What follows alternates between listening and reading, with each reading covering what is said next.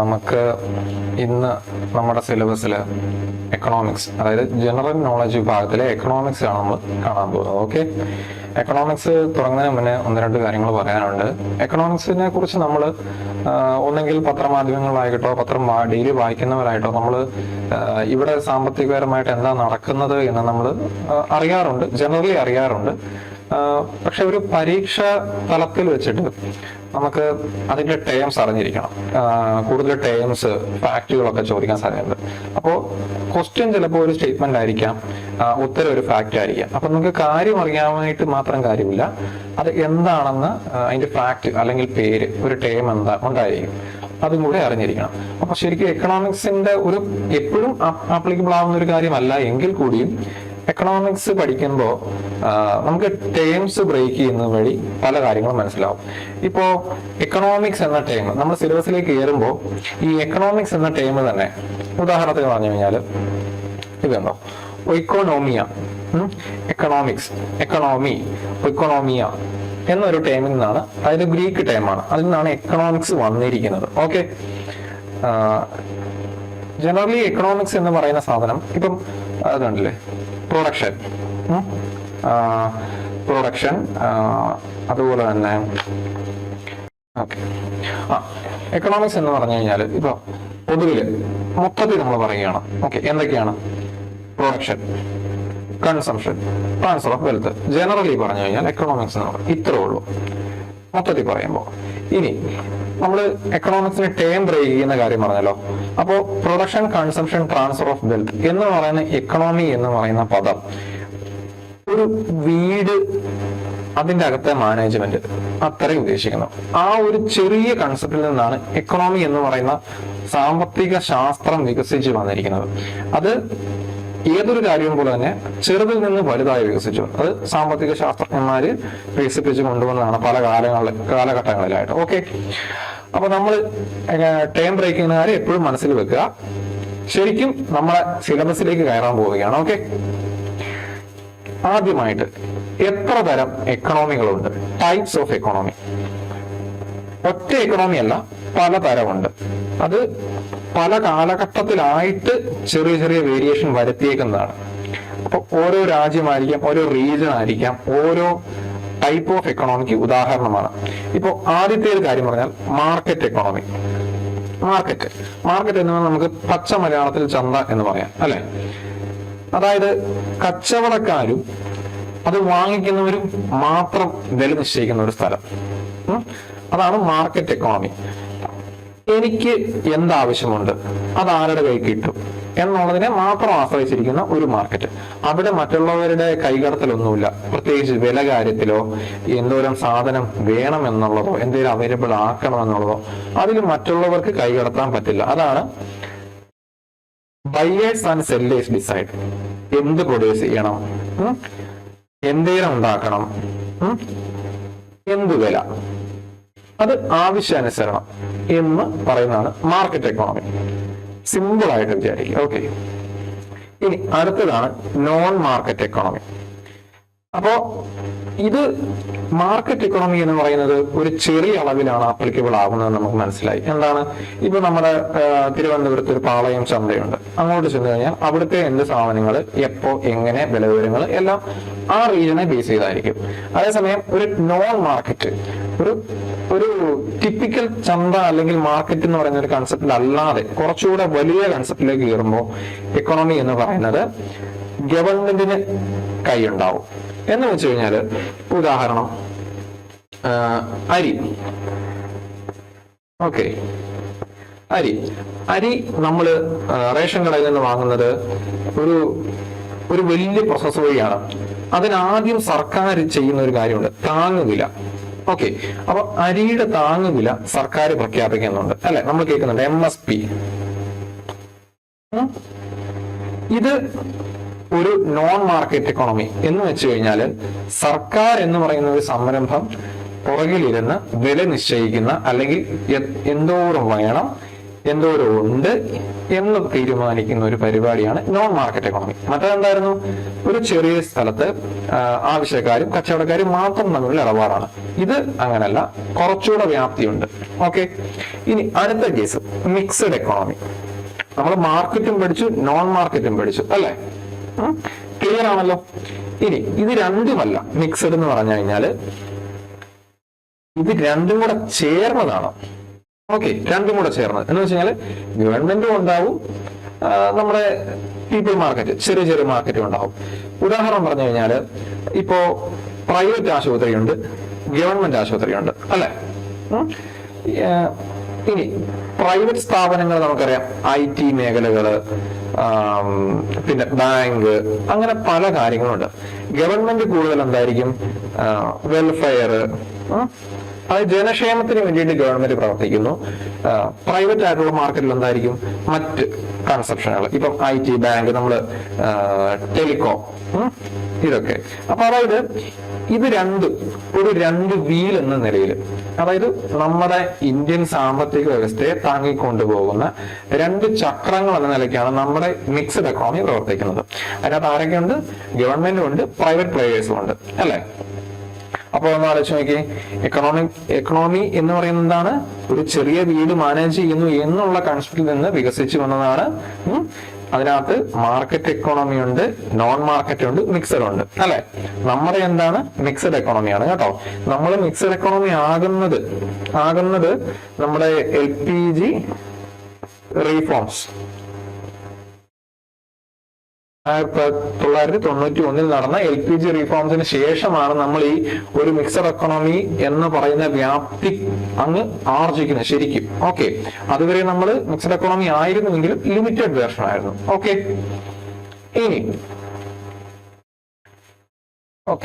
ഇനിയാണ് macro economics എന്ന് പറഞ്ഞ ടൈം. ഇതെന്താണെന്ന് വെച്ച് കഴിഞ്ഞാൽ നമ്മൾ ചെറിയ തുടങ്ങി വലുതിലേക്ക് കയറിയിരിക്കുകയാണ്. അതായത് നമ്മുടെ രാജ്യം ഒരു വലിയ വീടായിട്ട് സങ്കല്പിക്കുക, ബിഗ് പിക്ചർ, അതാണ് മാക്രോ.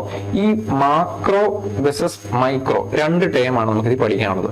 മാക്രോ വലുതും മൈക്രോ ചെറുതുമാണെന്നുള്ളത് നമ്മൾ പഠിച്ചിട്ടുള്ള കാര്യമാണ്. സൈസ് ചെറുത് അതാണ് ഉദ്ദേശിക്കുന്നത്. ഇവിടെയും അത് തന്നെ. മാക്രോ എക്കണോമി എന്ന് പറഞ്ഞാൽ വലിയ എക്കണോമി, അതായത് നമ്മുടെ രാജ്യം ഒരു വലിയ എക്കണോമി ആയിട്ട് കൺസിഡർ ചെയ്യാം. ഇങ്ങനെ ഒരു ടേം വരാൻ കാര്യം എന്താണെന്ന് വെച്ചാൽ, ഒരു കീനേഷ്യൻ, അതായത് ജോൺ മെയ്നാർഡ് കീൻസ് എന്ന് പറയുന്ന ഒരു വ്യക്തിയുടെ ബുക്കാണ് general theory of employment, interest and money. ഈ ഒരു ബുക്കിലാണ് ഈ മാക്രോ എക്കണോമിക്സ് എന്ന് പറയുന്ന ഒരു കൺസെപ്റ്റ് ആദ്യമായിട്ട് ഇവോൾവ് ചെയ്ത് വന്നത്. അപ്പൊ അതുകൊണ്ട് തന്നെ ഈ മാക്രോ എക്കണോമിക്സ് അറിയപ്പെടുന്ന വേറൊരു ഇതാണ് Keynesian. Okay, Keynesian idea for economy. Okay അല്ലേ? ക്ലിയർ ആയില്ലേ? അതായത് മാക്രോ വെസസ് മൈക്രോ ആ ടേം. ഓക്കെ, മാക്രോ വലുത്. മാക്രോ എന്താണ്? ഒരു രാജ്യം മൊത്തം, അല്ല ഒരു വലിയ പ്രദേശം മീൻസ് ഒരു സംസ്ഥാനമാകാം, ഒരു രാജ്യമാകാം. അതിൽ താഴോട്ടുള്ളത് മാക്രോ ആയിട്ട് കൂട്ടാൻ നമുക്ക് സാധിക്കില്ല. ഇനി എവിടെ വന്നു? കീനേഷ്യൻ, ആ ജോൺ മെയ്നാർഡ് കീൻസ് എന്ന് പറയുന്ന വ്യക്തിയുടെ ബുക്കിലെ ഇവോൾവ് ചെയ്യുന്ന ഒരു കൺസെപ്റ്റ് ആണ്. ഇനി ഇത് എംപ്ലോയ്മെന്റ്, ഇൻട്രസ്റ്റ്, മണി, എവിടെ? നമ്മളെ രാജ്യത്തെ അല്ലെങ്കിൽ ആ ഒരു വലിയ സ്ഥലത്തെ എംപ്ലോയ്മെന്റ്, ഇൻട്രസ്റ്റ്, മണി എന്നിവയുമായിട്ട് ബന്ധപ്പെട്ടത് കൊണ്ട് തന്നെ ഇതിന് മറ്റൊരു പേരും കൂടി ഉണ്ട്, ഇൻകം എംപ്ലോയ്മെന്റ് തിയറി. ഓക്കെ, അപ്പൊ മാക്രോ എന്ന് പറഞ്ഞാൽ എന്താണ്? വലുതാണ്. അത് എവിടെ നിന്ന് വന്നു? കീനേഷ്യൻ ഐഡിയ ആണ്. ബുക്കിന്റെ പേര് ഓർക്കുക, അതിന്റെ ഓൾട്ടർനേറ്റീവ് പേര് ഓർക്കുക. ക്ലിയർ അല്ലേ? നമുക്ക് ഇനി മൈക്രോ. മാക്രോ പഠിച്ചു കഴിയുമ്പോൾ എന്താണ് മൈക്രോ? വ്യത്യാസം. സൈസ് നമ്മൾ പറഞ്ഞു, സൈസ് അത് വലുതാണ്, ഇത് ചെറുതാണ്. ഓക്കെ, മൈക്രോ എക്കണോമിക്സ് പറഞ്ഞാൽ സ്മോൾ പാർട്സ്. നമ്മൾ ആദ്യം മാർക്കറ്റ് എക്കോണമിയുടെ കാര്യം പറഞ്ഞില്ലേ, ചെറിയൊരു ചന്ത, അതുമായിട്ട് നമുക്ക് താരതമ്യപ്പെടുത്താം. ഓക്കെ, മാർക്കറ്റ് എക്കോണമി എന്ന് പറഞ്ഞു കഴിഞ്ഞാൽ, അല്ലെങ്കിൽ മൈക്രോ എക്കണോമിക്സ് എന്ന് പറഞ്ഞു കഴിഞ്ഞാൽ എന്താണ്? ചെറിയ കാര്യങ്ങൾ, ഒരു വ്യക്തിയോ ഒരു വീടോ ഒരു കടയോ ഒരു കമ്പനിയോ അല്ലെങ്കിൽ നമ്മൾ പറഞ്ഞാൽ ഒരു ചന്തയോ ഒക്കെ മാത്രം മാനേജ് ചെയ്യുന്ന, അവിടുത്തെ ഒരു ചെറിയ അളവില് കാര്യങ്ങൾ വേണം, ഇത്ര ആൾക്കാർക്ക് കൊടുക്കാനുണ്ട്, അതിന്റെ പൈസ ഇന്നതായിരിക്കും എന്നൊക്കെ തീരുമാനിക്കുന്ന ഒരു ജനറൽ കൺസെപ്റ്റിലാണ് മൈക്രോ എക്കണോമിക്സ് വർക്ക് ചെയ്യുന്നത്. അപ്പൊ നമ്മൾ എക്കണോമിക്സ് എന്താന്ന് വായിച്ചു, എത്ര ടൈപ്പ് ഉണ്ടെന്ന് പറഞ്ഞ്, നോൺ മാർക്കറ്റ്, മാർക്കറ്റ്, മിക്സഡ് എന്ന് പറഞ്ഞു. ഇനി മാക്രോ വായിച്ചു, മൈക്രോയും കണ്ടു. ക്ലിയർ അല്ലേ? മുന്നോട്ട് പോകാമല്ലോ അല്ലെ? ഇനി എക്കണോമിക്സ് എന്ന് പറയുന്ന ഒരു വലിയ കാര്യത്തെ പഠിക്കാനും അറിയാനും നിലനിർത്താനും ഒക്കെ ആയിട്ട് പലതായിട്ട് വിഭജിച്ചിട്ടുണ്ട്, പല സെക്ടറുകളായിട്ട്. ഓക്കെ, പല സെക്ടറുകൾ. ആദ്യത്തെ സെക്ടറാണ് പ്രൈമറി. പ്രൈമറി മീൻസ് ആദ്യത്തെ. എന്തുകൊണ്ടാണെന്ന് വെച്ച് കഴിഞ്ഞാൽ ഇതിൽ നിന്നാണ് എല്ലാം തുടങ്ങുന്നത്. അതുകൊണ്ടാണ് പ്രൈമറി എന്ന് പറയുന്നത്. ഞാൻ പറഞ്ഞല്ലോ എക്കണോമിക്സ് ടേം ബ്രേക്ക് ചെയ്യുന്ന കാര്യം പറഞ്ഞല്ലോ. പ്രൈമറി സെക്ടർ, ആദ്യത്തെ കാര്യം. ഓക്കെ, ആദ്യത്തെ ഇതിൽ നിന്നാണ് മറ്റെല്ലാം ഉണ്ടാകുന്നത്. ഉദാഹരണം പറഞ്ഞു കഴിഞ്ഞാല് നമ്മൾ പ്രകൃതിയിൽ നിന്നുമായിട്ട് എടുത്ത് എന്തൊക്കെ ഉണ്ടാക്കുന്നുണ്ടോ, ഉൽപാദനം നേരിട്ട് പ്രകൃതിയിൽ നിന്ന് എടുത്ത് എന്തെല്ലാം ഉൽപ്പാദിപ്പിക്കുന്നുണ്ടോ അതെല്ലാം പ്രൈമറി സെക്ടറിൽ വരുന്നതാണ്. ഏറ്റവും ആദ്യ ഉദാഹരണമാണ് കൃഷി, അരി, മീൻ പിടിക്കുന്നത്. എന്ന് വെച്ച് കഴിഞ്ഞാല് പ്രകൃതിയിൽ നിന്ന് എടുക്കുന്നത്. കാരണം അരി എടുത്ത് പൊടിച്ച് അരിപ്പൊടിയാകുന്നതാകുമ്പോഴത്തേക്കും എന്തായി, മാനുഫാക്ചറിംഗ് പോകും. അത് നമ്മൾ അടുത്തത് കാണും.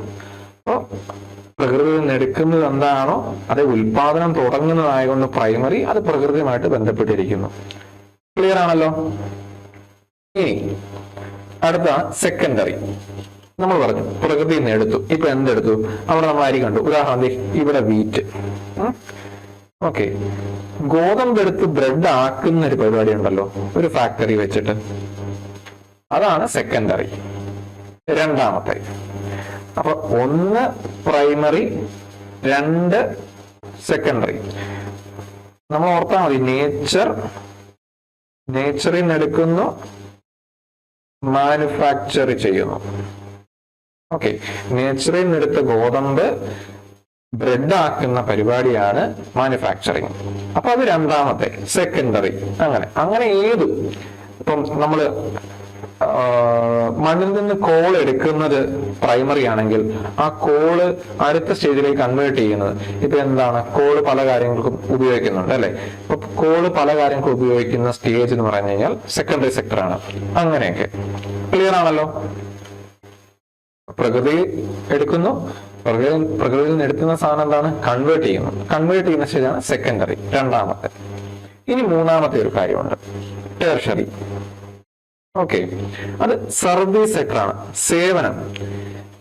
സേവനം എന്ന് പറഞ്ഞു കഴിഞ്ഞാൽ നമുക്ക് അവിടെ ഒരു സാധനം, അതായത് ഗുഡ്സ് കൊടുക്കുകയോ ഉണ്ടാക്കുകയോ ഒന്നുമല്ല, സേവനം ചെയ്യാണ്. ഓക്കെ, ക്ലിയർ കട്ട് ഡിസ്റ്റിങ്ഷൻ ഉണ്ട്. അവിടെ പ്രൈമറിയിലും സെക്കൻഡറിയിലും എന്താണ്, ഒരു ഗുഡ്സിന്റെ ഇൻവോൾവ്മെന്റ് എപ്പോഴും ഉണ്ടായിരുന്നു. സെക്കൻഡറി അത് തന്നെ, അതിനെ കൺവേർട്ട് ചെയ്യുന്നു. ടെർഷറി വരുമ്പോൾ എന്താണ്, ഗുഡ്സ് എന്ന് പറയുന്ന കൺസെപ്റ്റ് തീരെയില്ല, പകരം എന്താണ്, സേവനമാണ്. സേവനം കൊടുക്കുക എന്ന് പറഞ്ഞാൽ എന്താ ഉദ്ദേശിക്കുന്നത്? ഉദാഹരണം, ടീച്ചേഴ്സ് ടീച്ചിങ് സ്റ്റുഡൻസ്, ഡോക്ടേഴ്സ് പേഷ്യൻസിനെ പരിശോധിക്കുന്നു. നമുക്കറിയാം നമ്മുടെ KSRTC ഒക്കെ, ട്രാൻസ്പോർട്ട്, KSRTC, റെയിൽവേ, ബാങ്ക്, ഇതൊക്കെ ടെർഷറി സർവീസ് സെക്ടറുകളാണ്. ഓക്കെ, ക്ലിയർ ആണോ അല്ലെ? അതായത് സഹായിക്കുകയോ ബിസിനസ് ചെയ്യുകയോ, അത്രേ ഉള്ളൂ. സിമ്പിൾ ആണ്. ഓക്കെ, എപ്പോഴും എക്കണോമിക്സിനകത്ത് ടേമുകൾ ശ്രദ്ധിച്ചോളുക. ടേം, അതിന്റെ കൺസെപ്റ്റ്. അപ്പൊ 3 സെക്ടറുകൾ നമ്മൾ പഠിച്ചു. ക്ലിയർ ആണല്ലോ അല്ലെ? ഇനി വീണ്ടും ഉണ്ട് ക്വാട്ടേർണറി സെക്ടർ. ഇത് ഈ കണ്ട 3 സെക്ടർ പോലെയല്ല. അതായത് അറിവും വിവരവും വെച്ചിട്ടുള്ള കാര്യങ്ങളാണ്. ഉദാഹരണത്തിന് റിസർച്ച് ചെയ്യുന്നവര്, അഡ്വാൻസ് ടെക്നോളജി വികസിപ്പിക്കുന്നവര്, അതായത് കൂടുതൽ ഫിസിക്കൽ ലേബറിന് പകരം ബ്രെയിൻ ഉപയോഗിക്കുന്നവര്. ഓക്കെ, ഇതാണ് ഇതിന്റെ ഹൈലൈറ്റ് സാധനം, ബ്രെയിൻ. ഓക്കെ, ബ്രെയിൻ യൂസ് ചെയ്യുക. അതായത് സോഫ്റ്റ്വെയർ ഡെവലപ്പ് ചെയ്യുന്നത്, ഡേറ്റ അനാലിസിസ്, സയന്റിസ്റ്റുകള്. ഓക്കെ, ISRO, അങ്ങനെയുള്ള DRDO നമ്മുടെ സ്ഥാപനമാണ്. ഇതൊക്കെ ക്വാട്ടേർണറി സെക്ടറാണ്. എന്താണ്, നോളജോ ഇൻഫർമേഷനോ അല്ലെങ്കിൽ ബ്രെയിൻ യൂസേജ്. ഫിസിക്കൽ ലേബർ അല്ല, ഗുഡ്സ് അല്ല, സർവീസ് അല്ല. ഇതാണ് ക്വാട്ടേർണറി സെക്ടർ. ക്ലിയർ അല്ലേ? അടുത്തത് ക്വീനറി സെക്ടർ. ക്വീനറി, ഈ പേരുകൾ ഓർത്തിരുന്നോണം കേട്ടോ. Primary, secondary, tertiary, quaternary, quinary. Spelling നോക്കി വെച്ചോണേ. ഈ ക്വീനറി എന്ന് പറഞ്ഞു കഴിഞ്ഞാൽ ടോപ്പ് ലെവൽ, ഏറ്റവും ഉയർന്ന തലത്തിൽ. ഇപ്പൊ നമ്മള് ഒരു സിംബോളിക്കായിട്ട് ഞാൻ പറയാം, നമ്മൾ ഇലുമിനാറ്റി എന്നൊക്കെ പറഞ്ഞ് കേട്ടിട്ടുണ്ടല്ലോ, എവിടെയോ ഇരുന്ന് തീരുമാനങ്ങൾ എടുക്കുന്ന ആൾക്കാർ എന്നൊക്കെ പറഞ്ഞു. അതാണ് അതിന്റെ ഒരു കൺസെപ്റ്റ്. ഉദാഹരണം പറഞ്ഞാൽ നമ്മുടെ സംസ്ഥാനം കേരളത്തിലേക്ക് വന്നാൽ അല്ലെങ്കിൽ ഇന്ത്യയിലേക്ക് വന്നാൽ മന്ത്രിസഭ, മന്ത്രിമാർ, അല്ലെങ്കിൽ അഡ്മിനിസ്ട്രേറ്റീവ് തലത്തിൽ തീരുമാനങ്ങൾ. ഇനി അതല്ലെന്നുണ്ടെങ്കിൽ ഒരു കമ്പനിയുടെ സിഇഒ, ഉദാഹരണം പറഞ്ഞാൽ സുന്ദർ പിച്ചായി, ഗൂഗിൾ സിഇഒ തുടങ്ങിയ ആൾക്കാർ ആ ഒരു ലെവലിൽ പോളിസി കാര്യങ്ങൾ, നയങ്ങൾ രൂപപ്പെടുത്തി അത് താഴെ തലത്തിലേക്ക് ഇംപ്ലിമെന്റ് ചെയ്യാനായിട്ട് ഡയറക്ഷൻ കൊടുക്കുന്നത്. ഓക്കെ, അതാണ് ക്വീനറി സെക്ടർ. ഉദാഹരണം ministers, CEO, university VC. Okay, അതായത് വലിയ വലിയ തീരുമാനങ്ങൾ ഒരു വലിയ സമൂഹത്തെ ഇമ്പാക്ട് ചെയ്യുന്ന രീതി, അതാണ് ക്വീനറി സെക്ടർ. അപ്പൊ നമ്മള് 4 സെക്ടറുകൾ കണ്ടല്ലേ. അതിന്റെ ഒരു സമ്മറൈസ്ഡ് വേർഷൻ ആണ് ഇത്. പ്രൈമറി എന്തായിരുന്നു, പ്രകൃതിയിൽ നിന്ന് എടുത്തു, എക്സാമ്പിൾ കണ്ടു, ഫാമിങ്, ഫിഷിംഗ്, മൈനിങ്. സെക്കൻഡറി എന്തായിരുന്നു, ആദ്യത്തെ എടുത്ത കാര്യങ്ങളെ രണ്ടാമത് മറ്റൊന്നായിട്ട് കൺവേർട്ട് ചെയ്യും, അതാണ് സെക്കൻഡറി. അപ്പോ ആ കൺവേർഷൻ എന്നുള്ള കാര്യം ഓർത്തിരിക്കുക. അപ്പൊ അത് റോ മെറ്റീരിയൽസ് ഇവിടുന്ന് പ്രകൃതിയിൽ നിന്ന് എടുത്തത് ഫാക്ടറി വെച്ച് നമ്മൾ കൺവേർട്ട് ചെയ്യുന്നു. മൂന്നാമത്തത് സേവനം, അല്ലെ, KSRTC, റെയിൽവേ, ബാങ്ക് ഒക്കെ നമ്മൾ പറഞ്ഞതാണ്. ക്വാട്ടേണറി, നോളജ് ആൻഡ് ഇൻഫർമേഷൻ, അതല്ലെങ്കിൽ എന്തായിരുന്നു, ബ്രെയിൻ എന്നുള്ള കാര്യം നമ്മൾ പറഞ്ഞു അല്ലേ. അതായത് ഇനി ക്വീനറി ഹൈ ലെവലാണ് നമ്മൾ പറഞ്ഞത് അല്ലെ. ആര്, മന്ത്രിസഭ, മന്ത്രിമാര്, അഡ്മിനിസ്ട്രേറ്റീവ്, IAS IPS കാര്. ഓക്കെ, നമ്മൾ അതും പറഞ്ഞു. ക്ലിയർ ആവോ? ഇത്രയും ക്ലിയർ ആവോ? നമ്മൾ ഇത്ര നേരം എന്തൊക്കെയാ പഠിച്ചേ? എക്കണോമിക്സ് ആണ്, ടേമിന്റെ കാര്യം പറഞ്ഞു അല്ലെ. എക്കണോമിക്സിന്റെ ടേമിന്റെ കാര്യം പറഞ്ഞു, ടൈപ്പ് കണ്ടു, ടൈപ്പ് ഓഫ് എക്കണോമി കണ്ടു, സെക്ടേഴ്സ് കണ്ടു. ഇത്രയും ക്ലിയർ ആണല്ലോ അല്ലെ. നമുക്ക് അടുത്തൊരു കൺസെപ്റ്റിലേക്ക് പോവാം. അതെന്താന്ന് വെച്ചാൽ എങ്കൽ കർവ്. ഇത് നമ്മൾ ഇപ്പോഴൊരു മാർക്കറ്റിനെ കുറിച്ച് ആലോചിക്കുമ്പോൾ നമ്മൾ എന്താണ്, അവിടെ സാധനങ്ങൾ ഉണ്ടാവണം അല്ലേ. സാധനങ്ങൾ വാങ്ങണമെങ്കിൽ പൈസ വേണം. അപ്പോ നമ്മൾ സാധാരണ ചെയ്യുന്ന പരിപാടി നമ്മുടെ പൈസക്ക് അനുസരിച്ച് സാധനം വാങ്ങിക്കുക അല്ലെ. പൈസ കുറഞ്ഞാൽ കുറച്ച് സാധനം വാങ്ങിക്കും, പൈസ കൂടിയാൽ കൂടുതൽ സാധനം വാങ്ങിക്കും. ഒരു ജനറൽ കൺസെപ്റ്റ് ഇതാണല്ലോ. അപ്പൊ എങ്കൽ കർവ് എന്ന് പറയുന്നത് ഇതാണ്. നമ്മുടെ വരുമാനം മാറുന്നതിനനുസരിച്ച് സാധനം വാങ്ങിക്കുന്നതിന്റെ അളവില് വ്യത്യാസം, ഇതാണ് എങ്കൽ കർവ്. ഈ പേരാണ് നമുക്ക് ആവശ്യം. ഈ കൺസെപ്റ്റ് നമുക്ക് എല്ലാവർക്കും അറിയാം. എന്റെ കയ്യിൽ 100 രൂപ ഉള്ളപ്പോൾ ഞാൻ വാങ്ങിക്കുന്നതല്ല എന്റെ കയ്യിൽ 1000 രൂപ ഉള്ളപ്പോൾ നമ്മൾ വാങ്ങിക്കുന്നത്. ഈ കൺസെപ്റ്റ് എല്ലാവർക്കും അറിയാം. പക്ഷെ ഈ പേര് നമ്മൾ ഓർത്തിരിക്കണം, എങ്കൽ കർവ്, എങ്കൽ. ഓക്കെ, അതായത് ഉദാഹരണമാണ് ഈ കിടക്കുന്നത്. കണ്ടോ, ഒരു ദിവസം എനിക്ക് 300 രൂപ വരുമാനം കിട്ടുമ്പോൾ ഞാൻ ഒരു പിസ്സ സ്ലൈസ് വാങ്ങിക്കുക. 500 ആവുമ്പോൾ എന്തായി, 2ആയി. 800 ആവുമ്പോൾ എന്തായി, 3ആയി. വളരെ സിമ്പിൾ ആണ്. ഓക്കെ, അതുകൊണ്ട് തന്നെ എന്താണ് ഈ ഇൻക്രീസ് ടെൻഡൻസി കണ്ടോ, 1ആയി, 2ആയി, 3ആയി. അതുകൊണ്ട് തന്നെ എങ്കൽ കർവ് എപ്പോഴും എന്തായിരിക്കും, അപ്വേർഡ് ആയിരിക്കും. ഇത് കണ്ടോ, ഇങ്ങനെ കയറിക്കൊണ്ടിരിക്കും. ഇതാണ് ഇതിന്റെ ഒരു കൺസെപ്റ്റ്. ക്ലിയർ ആണല്ലോ. ഈ ഗ്രാഫിനകത്ത് ഒരു ചെറിയ മിസ്റ്റേക്ക് ഉണ്ട്, അതുകൊണ്ടാണ് ഇങ്ങനെ നടക്കുന്നത്. ശരിക്കും 800 ആകുമ്പോൾ നമ്മൾ 3 എണ്ണമാകും. ഓക്കെ, അപ്പൊ നമ്മുടെ ഗ്രാഫ് എന്തായാലും അപ്വേർഡ് ആണ് അല്ലെ. ഇപ്പൊ എങ്കൽ കർവ് എന്താണ്, വരുമാനത്തിനനുസരിച്ച് നമ്മൾ പർച്ചേസ് ചെയ്യുന്നതിന്റെ ഗ്രാഫാണ്. അത് എപ്പോഴും എങ്ങനെയാണ്, പ്രൊപ്പോർഷണൽ ആണ്. എങ്ങനെ പ്രൊപ്പോർഷണൽ ആണ്, വരുമാനത്തിനനുസരിച്ച് അല്ലെ.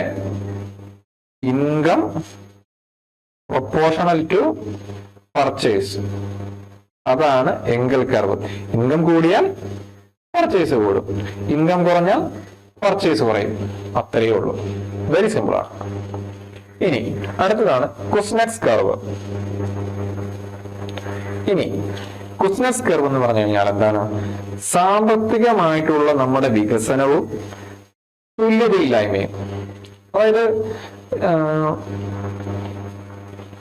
ഒരു സ്ഥലം ഇക്വാളിറ്റി എന്നുള്ള കൺസെപ്റ്റ് എന്താണെന്ന് അറിയാലോ അല്ലെ? അടിസ്ഥാനപരമായിട്ട് എല്ലാവരും തുല്യരാണ്, അതാണ് ഇക്വാളിറ്റി. ഓക്കെ, ഇനി സാമ്പത്തികപരമായിട്ട് വികസിക്കുന്ന തോറും എങ്ങനെയാണ് തുല്യത ഉണ്ടാവുന്നത്, ഇല്ലാതാവണം, അത്രേ ഉള്ളൂ കുസ്നസ് കർവ്. എന്താണ്? സാമ്പത്തികമായിട്ടുള്ള വികസനം വരുമ്പോൾ തുല്യത എന്ന് പറയുന്നതിന് എന്ത് മാറ്റം, മൊത്തം തുല്യതയാവുമോ അതോ തുല്യത കുറയുമോ എന്ന് കാണിക്കുന്ന ഒരു കർവാണ് കുസ്നസ് കർവ്. ഓക്കെ, നമുക്ക് എന്താ നോക്കാം. അതായത് ഒരു രാജ്യം മൊത്തം പോറാണ്, പട്ടിണി, ദാരിദ്ര്യം. ഇപ്പൊ നമ്മള് ഒരു ഉദാഹരണം എടുത്തു കഴിഞ്ഞാൽ സുഡാനൊക്കെ നമുക്ക് പറയാം. അവിടെ ഒട്ടുമിക്ക ആൾക്കാരും ദാരിദ്ര്യരേഖയ്ക്ക് താഴെയുള്ളവരാണ്, ഭക്ഷണം ലഭിക്കാത്ത ആൾക്കാരാണ്. അപ്പൊ അവിടെ ഇൻഇക്വാളിറ്റി ലോ എന്ന് പറയാൻ കാര്യം എല്ലാവരും പട്ടിണിയാണ്. ഉദാഹരണം പറഞ്ഞാൽ 100 പേരുണ്ട്, 100 പേരിൽ 98 പേരും പട്ടിണിയോ ദാരിദ്ര്യമോ അവസ്ഥയാണെന്നുണ്ടെങ്കിൽ അവിടെ ഇൻഇക്വാളിറ്റി ലോ എന്ന് വെച്ചാൽ ഇക്വാലിറ്റിയാണ് കൂടുതൽ. 2 പേരേ ഉള്ളൂ അതിന് മേലുള്ളവര്. 98 പേരും എന്താണ്? ഈക്വൽ ആണ്. അതാണ് കൺസെപ്റ്റ്. ഇൻഇക്വാളിറ്റി ലോ ആണ്. ഓക്കെ, ഇനി വികസിച്ചു വരാൻ തുടങ്ങി. അപ്പൊ എന്തായി? ഒരു 60 പേര് പട്ടിണി, 40 പേര് എന്താണ്? പട്ടിണി മാറിയവരുമായി. അപ്പൊ 60-40 ആയി. കണ്ടോ? നമ്മൾ ഈ കർവ് നോക്കി പഠിക്കാം. പോറാണ്, പോറായിട്ടിരിക്കുമ്പോൾ എന്താണ്? ഇൻഇക്വാളിറ്റി ഏറ്റവും കുറവ്, ഇൻകം കുറവ്, ഇൻഇക്വാലിറ്റിയും കുറവ്. ഇനി ഇൻകം കൂടുമ്പോൾ എന്തായി? ഇൻഇക്വാലിറ്റി കുറച്ച് കുറഞ്ഞു, 60-40. ഇനി 50-50 എന്ന് പറയുന്നൊരു അവസ്ഥയുണ്ട്, അതാണ് ഇത്. മനസ്സിലായോ? 50 പേര് പട്ടിണിയോ ദാരിദ്ര്യമായിട്ട് കിടക്കുന്ന ഒരവസ്ഥ, 50 പേര് എന്താണ്? വികസിച്ചു, അവർക്ക് വരുമാനം ഉണ്ടായി. അത് പീക്ക് പോയിന്റ് ആണ് കേട്ടോ. ആ ഒരു പോയിന്റ് കഴിയുമ്പോൾ എന്ത് സംഭവിക്കും? 40 പേര് പട്ടിണിയും 60 പേര് സാമ്പത്തിക ഭദ്രത ആയവരുമാകും. അപ്പൊ എന്താവും? വീണ്ടും എന്താവും? ഇൻഇക്വാലിറ്റി കുറഞ്ഞു വരും. അതായത് ഇൻഇക്വാലിറ്റി എന്ന് പറയുന്ന കാര്യം കൂടിക്കൂടി വന്ന് കുറയുന്നു, ഈ അവസ്ഥയിൽ എത്തുന്നു. ഈ 2 അവസ്ഥയ്ക്ക് തമ്മിലുള്ള വ്യത്യാസം എന്താണ്? ഇവിടെ എല്ലാവരും പട്ടിണിയായിരുന്നെങ്കിൽ ഇവിടെ എല്ലാവരും നല്ല നില എത്തുന്ന അവസ്ഥ.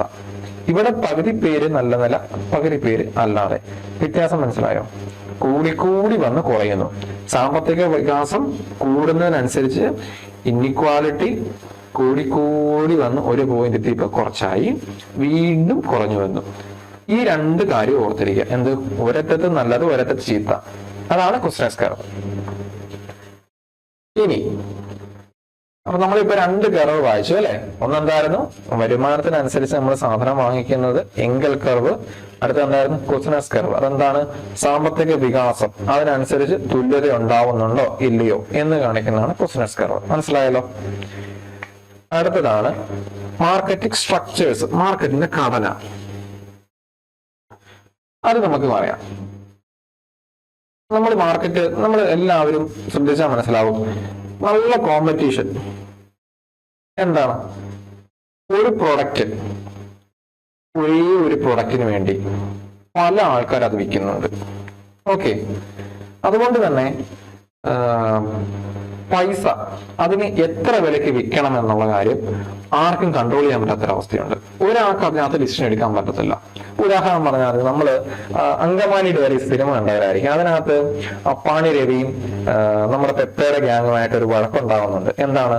പെപ്പയുടെ ഗ്യാങ് പോർക്കിന്റെ വില കുറച്ചു വെക്കുന്ന ഒരവസ്ഥ. അന്നേരം അപ്പാണി രവി വന്ന് വഴക്കുണ്ടാക്കുന്ന ഒരു സീനുണ്ട് അല്ലെ? കണ്ടതായിരിക്കാം.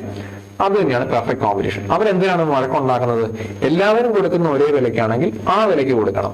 നിങ്ങൾ വില കുറച്ച് കൊടുത്താൽ നിങ്ങൾക്ക് കച്ചവടം കൂടും, അവരുടെ കച്ചവടം പോകും. അപ്പോ അതാണ് പെർഫെക്റ്റ് കോമ്പറ്റീഷൻ. എന്താണ്? ആർക്കും കൺട്രോൾ ചെയ്യാൻ പറ്റത്തില്ല. അതാണ് പെപ്പ ചെയ്തത്. പെർഫെക്റ്റ് കോമ്പറ്റീഷൻ വെച്ചിട്ട് ആലോചിക്കാൻ പറ്റുന്ന കാര്യമല്ല. ഓക്കെ, ഇനി മോണോപോളി. നേരെ തിരിച്ചാണെങ്കിലോ? അവിടെ പെപ്പെ മാത്രമേ ഉള്ളൂ കച്ചവടക്കാരനെങ്കിൽ പെപ്പയ്ക്ക് എന്ത് ചെയ്യാം? പെപ്പയ്ക്ക് വില നിശ്ചയിക്കാം. അവന് തോന്നുന്ന വിലക്ക് വിൽക്കാം. ഉദാഹരണം പറഞ്ഞാല് എന്താ, ഒരു റിയൽ ലൈഫ് ഉദാഹരണമാണ്. നമ്മുടെ കേരളത്തില് കറണ്ട് KCB ആണ് അല്ലെ കൊടുക്കുന്നത്, റേറ്റ് തീരുമാനിക്കുന്നത് എല്ലാം. അതൊരു മോണോപോളിയാണ്. KCBക്ക് എന്തും ചെയ്യാം അല്ലെ? കറണ്ട് ചാർജ് കൂട്ടാം, കറണ്ട് ചാർജ് കുറയ്ക്കുന്ന പരിപാടി നടക്കാറില്ല, എന്തായാലും കൂട്ടാറുണ്ട് അല്ലെ? ഒരേ ഒരാളെ നമ്മളിവിടെ കണ്ടിരുന്നത് ആരാണ്? KCB. ഇവിടെ നമുക്ക് അങ്കമാലി ഡേഴ്സിനൊക്കെ നല്ല ഉദാഹരണം KCB തന്നെയാണ് കേട്ടോ. Okay, KCB. ഇനി അടുത്തത് അടുത്ത ആരാണ്? Monopolistic competition. നമ്മൾ മോണോപോളി എന്താണെന്ന് കണ്ടു. ഇനി മോണോപോളിസ്റ്റിക് കോമ്പറ്റീഷൻ എന്താണെന്ന് അതൊരു ചെറിയ വ്യത്യാസമുണ്ട്. എന്താണെന്നറിയോ? അതായത് ഒരേ തരത്തിലുള്ള സാധനം, ഒരേ തരത്തിലുള്ള ഒരു പ്രൊഡക്റ്റ് പല ആൾക്കാർ വിൽക്കുന്നു. അതിൽ പലർക്കും ചെറിയ ചെറിയ കൺട്രോൾ ഉണ്ട്. എന്താണ് ഞാൻ കൃത്യമായിട്ട് പറഞ്ഞത്? ഇപ്പൊ ഉദാഹരണം പറഞ്ഞാല് ബർഗർ കമ്പനി, നമ്മൾ ബർഗർ കഴിച്ചിട്ടുള്ളവരായിരിക്കാം. പല ബർഗർ കമ്പനികളുണ്ട് അല്ലെ. ഇപ്പോ മക്ഡൊണാൾഡ്സ് ഉണ്ട്, ബർഗർ കിങ് ഉണ്ട്, നമ്മുടെ വൈസൈഡിലൊക്കെ കിട്ടുന്ന ലോക്കൽ ബർഗറുകൾ ഉണ്ട്. ഇതിനെല്ലാം പല സൈസ്, പല ടേസ്റ്റ്, എന്താ പറയാ, അങ്ങനെ ചെറിയ ചെറിയ വേരിയേഷൻസ് ഉണ്ടല്ലേ. അപ്പോ ഞാനൊരു ബർഗർ ഉണ്ടാക്കി വെക്കുവാണെങ്കിൽ അതിന്റെ വില എനിക്ക് തീരുമാനിക്കാം. 100 രൂപയ്ക്ക് ബർഗർ ഒക്കെ. അതേസമയം ബർഗർ കിങ്ങിൽ ചെന്ന് കഴിഞ്ഞാലോ ബർഗർ സ്റ്റാൻഡേർഡ് റേറ്റ് ആയിരിക്കും. അവരുടെ ഷോപ്പിലെല്ലാം തന്നെ സ്റ്റാൻഡേർഡ് റേറ്റ് ആയിരിക്കും. ഇതായിരിക്കില്ല മക്ഡൊണാൾഡ്സിന്റെ അവസ്ഥ. അതാണ് ഒരു ബ്രാൻഡ് പല ആൾക്കാര്, ചെറിയ ചെറിയ വ്യത്യാസത്തില്. ഇതാണ് മോണോപോളിസ്റ്റിക് കോമ്പറ്റീഷൻ. ക്ലിയർ അല്ലേ? അടുത്താണ് ഒളിഗോപോളി. അതായത് വലിയ വലിയ ഫേംസ്, വലിയ വലിയ കമ്പനികൾ കൂടുതൽ സപ്ലൈ, കൂടുതൽ സാധനം മാർക്കറ്റിലെത്തിങ്ങനെ അവർ കൺട്രോൾ ചെയ്യുകയും. അപ്പോ ഒരു 4-5 പേരെ ഉണ്ടാവുള്ളൂ വലിയ ഫേംസ്. ഉദാഹരണം പറഞ്ഞാൽ ഒരു കാർ മാർക്കറ്റ് നമ്മുടെ ഇവിടെ നമുക്കറിയാം. ഹ്യുണ്ടായി ഉണ്ട്, മഹീന്ദ്ര ഉണ്ട്, മാരുതി സുസുക്കി ഉണ്ട്, ടാറ്റയുണ്ട്, ഇങ്ങനെയൊക്കെ ഇരിക്കുന്നു. ഇങ്ങനെ ഇരിക്കുന്ന സുപ്രഭാതമാണ് ടാറ്റ അങ്ങോട്ട് നാനോ അവതരിപ്പിച്ചു. ഓർക്കുന്നുണ്ടോ? അതായത് 1 ലക്ഷം രൂപയ്ക്ക് കാർ കിട്ടുക. ഒരു സാധാരണക്കാരെ സംബന്ധിച്ച് അങ്ങനെ ഒരു കാർ അന്ന് സ്വപ്നം കാണാൻ പറ്റത്തില്ലായിരുന്നു. അന്ന് ഈ നാനോ അവതരിപ്പിച്ചത് മറ്റുള്ള കാർ കമ്പനികളെ ഒരുപാട് ബാധിച്ചു. ഇതാണ് ഒളിഗോപോളിക്ക് ഒറ്റ ഉദാഹരണം. മനസ്സിലായോ? അപ്പോ മറ്റു കാർ കമ്പനികൾക്ക് എന്ത് ചെയ്യേണ്ടി വന്നു? അവരുടെ വില കുറയ്ക്കാൻ, അതായത് ഒരു സാധാരണ മനുഷ്യന് കാർ വാങ്ങിക്കാവുന്ന അളവിലേക്ക് വില കുറയ്ക്കാൻ അവരെ പുഷ് ചെയ്യിപ്പിച്ചു വിട്ടു. അതാണ് അഫക്റ്റ് ചെയ്തു നമ്മൾ പറയുന്നത്. അപ്പൊ എന്താണ്? കുറച്ചു പേരേ ഉള്ളൂ. അപ്പോ അവര് സപ്ലൈ തീരുമാനിക്കുന്നു. അതുകൊണ്ട് തന്നെ ആരുടെയും ഒരു ചെറിയ ഡിസിഷൻ മേക്കിംഗിൽ ഡിഫറൻസ് മറ്റുള്ളവരെയും ബാധിക്കാം. ഞാനോ നല്ലൊരു ഉദാഹരണമായിട്ട് ഓർക്കുക. ഓക്കെ, ഇനി അടുത്തത് ഡുവോപോളി. 2 പേരേ ഉള്ളൂ, അവർ തമ്മിലാണ് കോമ്പറ്റീഷൻ. അല്ലെ, അവരുടെ കോമ്പറ്റീഷൻ ആണെന്ന് പറയാൻ പറ്റില്ല, അവരുടെ കയ്യിലാണ് എല്ലാം. അതാണ് 2 ആൾക്കാര് എന്റെ സപ്ലൈ ആൻഡ് സ്ട്രോങ്ലി ഇൻഫ്ലുവൻസ് ചെയ്യുന്നു. ഉദാഹരണം പറഞ്ഞാൽ ഇന്ന് നമുക്ക് ഒരുപാട് സോഫ്റ്റ് ഡ്രിങ്ക്സ് അറിയാം അല്ലെ. പക്ഷെ ഒരു കാലഘട്ടം വരെ പെപ്സിയും കോളയും മാത്രമേ ഉണ്ടായിരുന്നുള്ളൂ. അത് കഴിഞ്ഞാണ് 7up, ഫാൻഡ അങ്ങനെയൊക്കെ വരാൻ തുടങ്ങിയത്. അപ്പൊ ഡുവോപോളി എന്ന് പറഞ്ഞു കഴിഞ്ഞാൽ എന്താണ്? പെപ്സി, കൊക്കോള അവരങ്ങോട്ടും ഇങ്ങോട്ടും നമ്മുടെ സോഫ്റ്റ് ഡ്രിങ്ക് മാർക്കറ്റിനെ അടക്കി വാഴുന്നു. അതാണ് ഡുവോപോളി. Okay, soft drink. ഇതൊക്കെ എക്സാമ്പിളുകളാണ് കേട്ടോ. നമ്മളെപ്പോഴും എക്കണോമിക്സ് പഠിച്ചു കഴിയുമ്പോൾ, എന്റെ കൺസെപ്റ്റ് പഠിച്ചു കഴിയുമ്പോൾ നമുക്ക് പുറത്തോട്ട് ഇറങ്ങി നോക്കുമ്പോൾ വീണ്ടും ഇതിന്റെ പല പല ആപ്ലിക്കേഷൻസ് കാണാം. ഓക്കെ, ഇനി മോണോസോണി. ഇത് ഒരു എൻ്റയർലി ഡിഫറെന്റ് കൺസെപ്റ്റ് ആണ്. കാരണം എന്താണെന്ന് വെച്ച് കഴിഞ്ഞാല് നമ്മൾ ഇത്രയും നേരം സപ്ലൈയെ കുറിച്ചാണ് പറഞ്ഞുകൊണ്ടിരിക്കുന്നത്. സപ്ലൈ കൊടുക്കുന്നു, അത് വാങ്ങിപ്പിക്കുന്നു, അതിന് കോമ്പറ്റീഷൻ ഉണ്ടോ അതോ മോണോപോളിയാണോ? അതാണ് നമ്മൾ പറഞ്ഞുകൊണ്ടിരുന്നത്. ഇത് നേരെ തിരിച്ചാ. ഇത് ഒരു കാര്യം വാങ്ങിക്കാൻ ഒരാൾ മാത്രം ഉണ്ടാകുന്ന ഒരവസ്ഥയാണ്. ഉദാഹരണം പറഞ്ഞാൽ ഇപ്പൊ ഒരു ചെറിയ റീസൺ എടുക്കുക. അവിടെ ഒരു ഫാക്ടറിയേ ഉള്ളൂ. ഓക്കെ, ഒരു ഫാക്ടറിയേ ഉള്ളൂ. ഇവിടെ കുറെ ഫാമിലീസ് ഉണ്ട്. ഇവർക്ക് പുറലോകമായിട്ട് ബന്ധമൊന്നുമില്ല. അപ്പോ ഇവരെല്ലാം ജോലിക്ക് പോകണം. ഇവരുടെ ലേബർ, ഈ ലേബർ മുഴുവൻ വാങ്ങിക്കുന്ന ആരായിരിക്കും? ഈ കമ്പനി ആയിരിക്കും. മനസ്സിലായോ? അപ്പൊ ലേബർ വാങ്ങിക്കുക മീൻസ് ഇവരെ ജോലി എടുപ്പിച്ചിട്ട് ഇവർക്ക് ശമ്പളം കൊടുക്കും. ഇതിന് കുഴപ്പം എന്താണെന്ന് വെച്ച് കഴിഞ്ഞാല്, അപ്പൊ ഇവർ കൊടുക്കുന്ന ശമ്പളം കുറവാണെങ്കിൽ അത് മേടിക്കേണ്ട ഒരു ഗതികേട് എന്ന് പറയുന്ന ഒരു അവസ്ഥയുണ്ട്. അതിലേക്ക് വരും. അപ്പൊ ഇതൊരു നെഗറ്റീവ് കൺസെപ്റ്റ് ആണ് മോണോസോണി എന്ന് പറയുന്നത്. മനസ്സിലായല്ലോ? നമ്മൾ ഇത്രയും പറഞ്ഞത് ഇന്ന് എന്തായാലും ഡിഫറെന്റ് ആണ്. എന്താണ്? വാങ്ങിക്കാൻ ഒരാള് മാത്രമാകുന്ന അവസ്ഥ, അതാണ് മോണോസോണി. മനസ്സിലായോ? ലേബർ വാങ്ങിക്കുക. മനസ്സിലായോ? ക്ലിയർ അല്ലേ? അപ്പൊ നമ്മൾ ഇത്ര നേരം എന്താ പറഞ്ഞുകൊണ്ടിരുന്നത്? എക്കണോമിയുടെ സ്ട്രക്ചറുകൾ അല്ലെ. പെർഫെക്റ്റ് കോമ്പറ്റീഷൻ പറഞ്ഞു അല്ലെ. അതാരായിരുന്നു? പെർഫെക്റ്റ് കോമ്പറ്റീഷൻ ആരായിരുന്നു? നമ്മൾ അങ്കമാലി ഡയറീസിന്റെ കാര്യം പറഞ്ഞു ഓർക്കുന്നുണ്ടല്ലോ. ഇനി മോണോപോളിയുടെ കാര്യം പറഞ്ഞു, എന്താണ് ഒരാൾ മാത്രം അല്ലെ, അത് KSAB നമ്മൾ കണ്ടു. പിന്നെ മോണോപോളിസ്റ്റിക് കോമ്പറ്റീഷൻ എന്താണ്, ഒരേ തരത്തിലുള്ള സാധനങ്ങൾ ചെറിയ ചെറിയ വ്യത്യാസത്തില് പലര് വെക്കുന്നു. ഒളിഗോപോളി എന്താണ്, കുറച്ച് പേര് ചേർന്ന് കാറും. നമ്മൾ നാനോയുടെ എക്സാമ്പിൾ കണ്ടു. ഡുവപ്പോളി കോള കമ്പനിയുടെ കാര്യം പറഞ്ഞു.